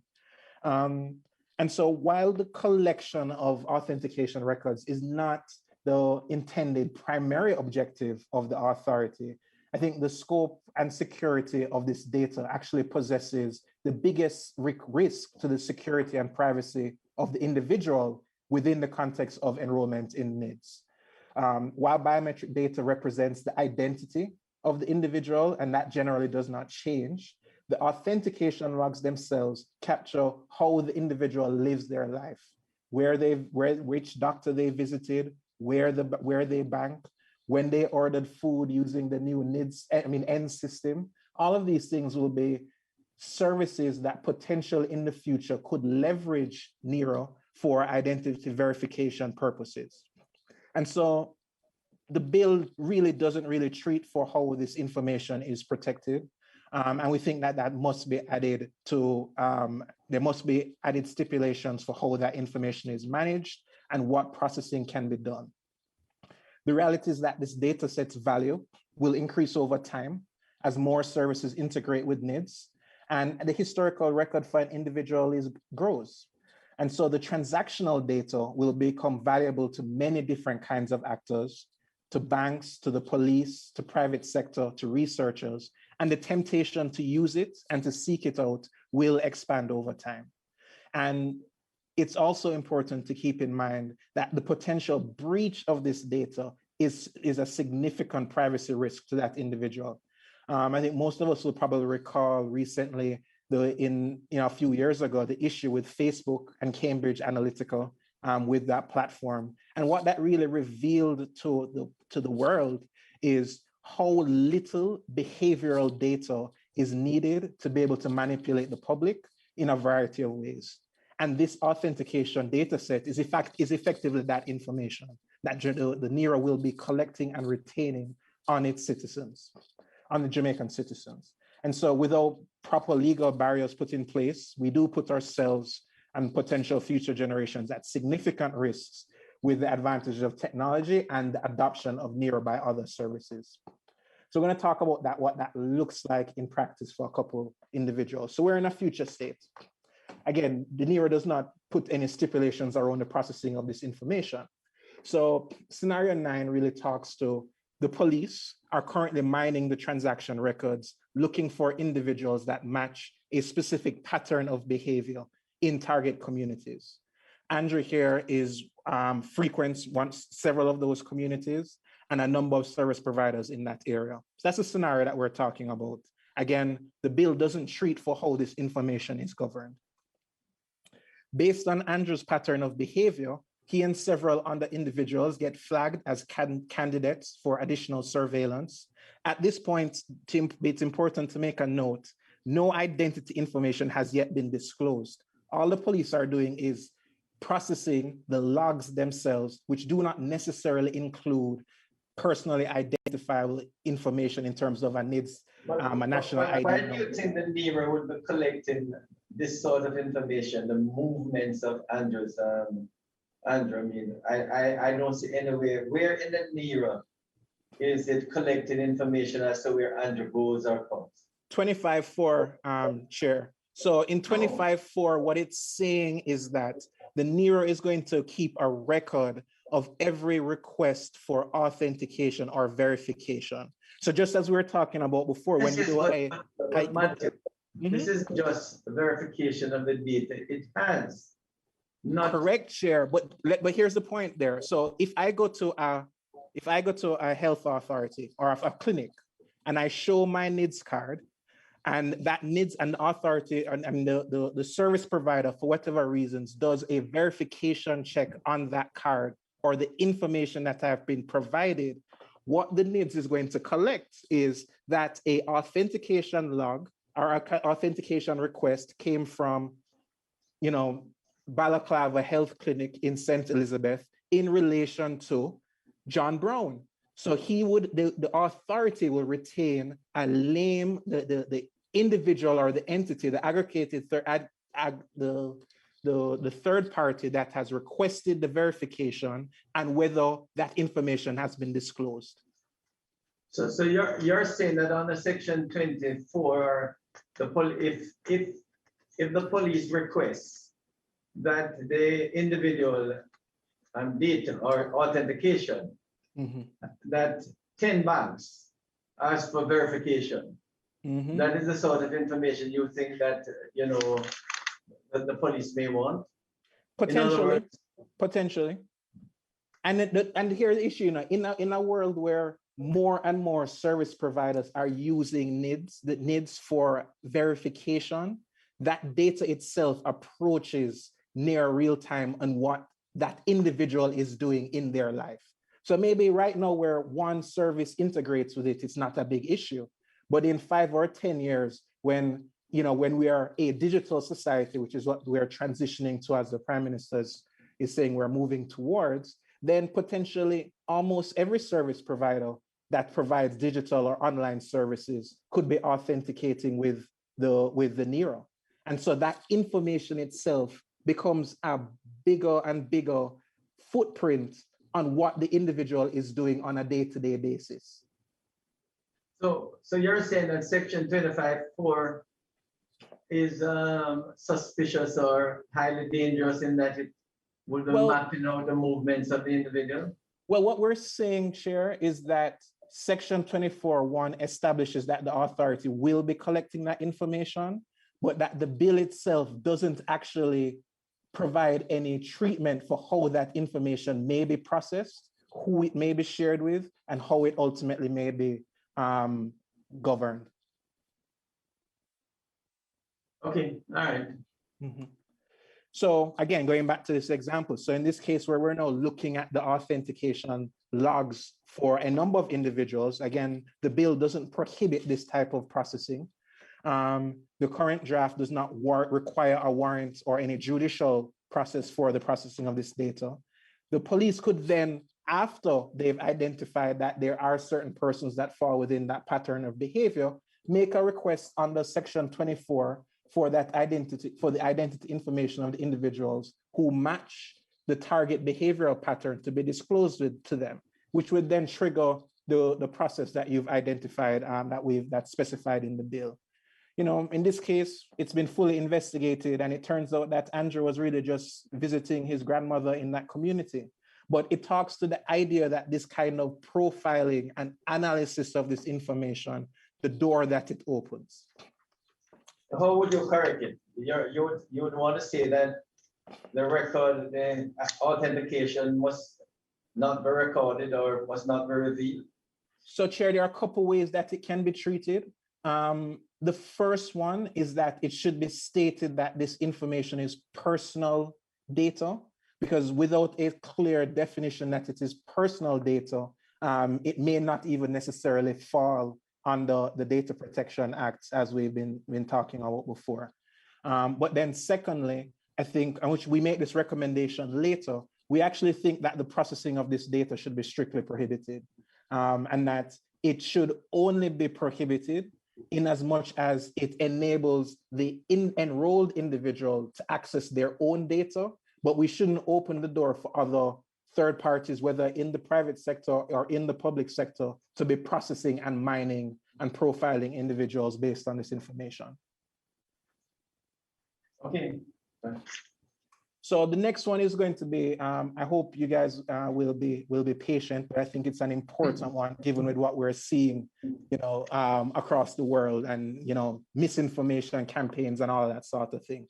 So there's an upcoming election that is expected to be close.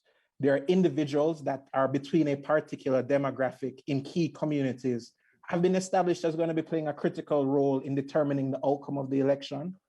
The current government, not necessarily this government, but the government in power at the time, could request from the NERO the transaction logs of all individuals between 30 to 45 to better understand the services that they frequent by this demographic across the multiple constituencies. The impact is that the government could use that information to build a targeted digital and offline strategy and messaging campaign that could shape public perceptions around opposition candidates and the kinds of promises that they would offer if re-elected. And so, again, we see the ways this kind of behavior data is used to manipulate and undermine democracy elsewhere. And we raise this scenario to really hit home that this information will exist in the NERO, and we need to put protections in place around it. The questions on this, Chair, that we think that are starting point that need to be addressed, that the Joint Select Committee should discuss, is it should ask of the project team what data will be generated and retained by the authority in performing the identity verification and authentication services. This is not stipulated in the bill. It's not constrained in the bill. And so I think we need to have full transparency around that. The bill also, how that information is stored and protected is going to be really critical. What processing of that data the authority or the government is going to be possible. I think that's absolutely critical to be transparent around and to stipulate in the bill, because in the future, without that stipulation, other parties may seek to use it for additional purposes. And then whether this information can be sold by the NERO to accredited third parties or public organizations. And I think the last one, which is really an important one, is that if this information is going to be retained or stored or processed in any way, I think we have to be transparent with the public that enrollment in NIDS could mean, the question that we have here is that if the answer to any of these questions regarding the processing of that data is yes, does the Joint Select Committee or the NIDS team believe that it's the expectation of the public that enrollment in NIDS would mean that their behavioral data would be tracked and processed for other purposes? I don't think this is a current view. I hope that we don't get there, but I think this is a question that the current lack of stipulations around this information does raise in regarding to the authentication logs. So we have a whole lot of recommendations on this, and I think there could be a very long discussion on this. Before, may I make a suggestion? Yes, Chair. Including the members, I'm going to ask that we suspend it now, and then you come back and continue next week from here. Would that be okay? Yes, Chair. But more importantly, you're using a PowerPoint presentation. Is there a possibility you could pass it on to the NIDS team so that at least when they respond, they could be more pointed? Absolutely, Chair. Right. So in other words, because I'm seeing, I can't say I've gone through the paper you sent in great detail, but much of what a fair amount of what you've presented by PowerPoint are additional, points you've made, which is more detailed. So what I would do is to ask you if you could send a PowerPoint, to the NIDS team. So when they respond, they could respond more fulsomely. And yes, so sure. What I would do, if you don't mind, is to invite you back here on Friday at about 10 o'clock. Is that possible? Friday of this week? Yeah. Yes. That's when we are concluding all the presentation. Okay. Yes. Yes, that sounds good. Yes, Chair. Right. So we're concluding the presentations on Friday, and I want to thank you because obviously you've gone through this bill in great detail and given it a lot of consideration. So we're having you for a third time on Friday. And so, I mean, I must admit today has been an excellent session where both the public defender, the children's advocate, and yourself have brought up some very interesting points that need further consideration. So that what I will do is to ask members of the Joint Select Committee to agree with me that we suspend your presentation and you continue to finish it up on Friday morning. And we have 3 other short presentations on Friday to conclude all the presentations. So thank you again, Matthew and Roger, and hope to see you on Friday at 10 o'clock. Yes, Chair.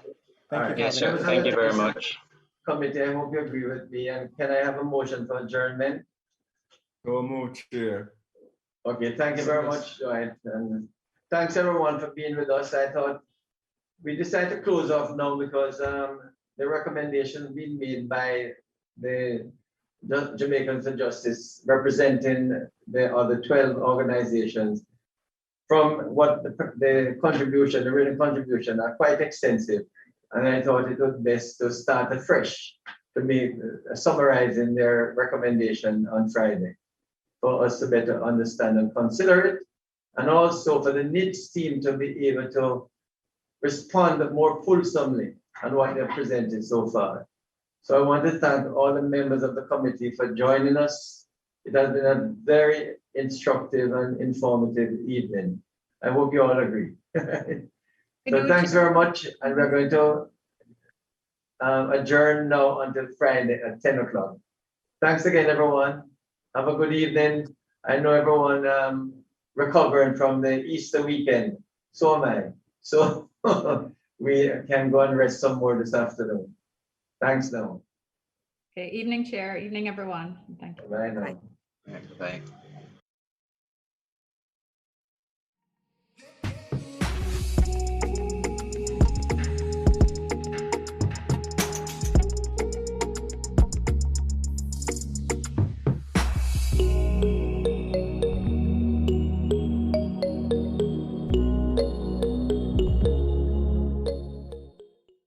Jamaica is a beautiful place. Our people have a beautiful spirit, but we are too aggressive, and the way we interact with our friends and neighbors, I genuinely believe that we have the capacity to deal with this problem of violence. But it's going to take all of us. It's going to take every organized group of Jamaicans that we fundamentally reject violence. Violence has no place in a modern society.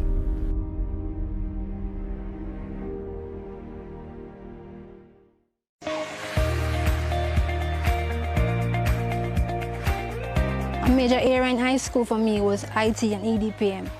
I did that for 2 years, and from then I realized that there was a drive for more of technology.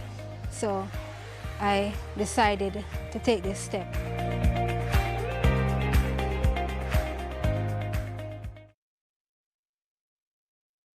Time to take care of your mental health. It is now. Now, when your physical health so clearly impacts your emotional health. Now, when we need to talk and listen to each other. Now, when supporting each other means survival. Now, in a time of COVID-19. Speak up. Speak now. Beat COVID-19. Call 888-NEW-LIFE, 639-5433. Agriculture is critical to Jamaica's future. And while we battle COVID-19, the Ministry of Agriculture and Fisheries continues to help our farmers and fisherfolk recover. We will focus on ensuring that Jamaica is food secure, expanding into new export markets, and building sustainable industries. We are building forward together.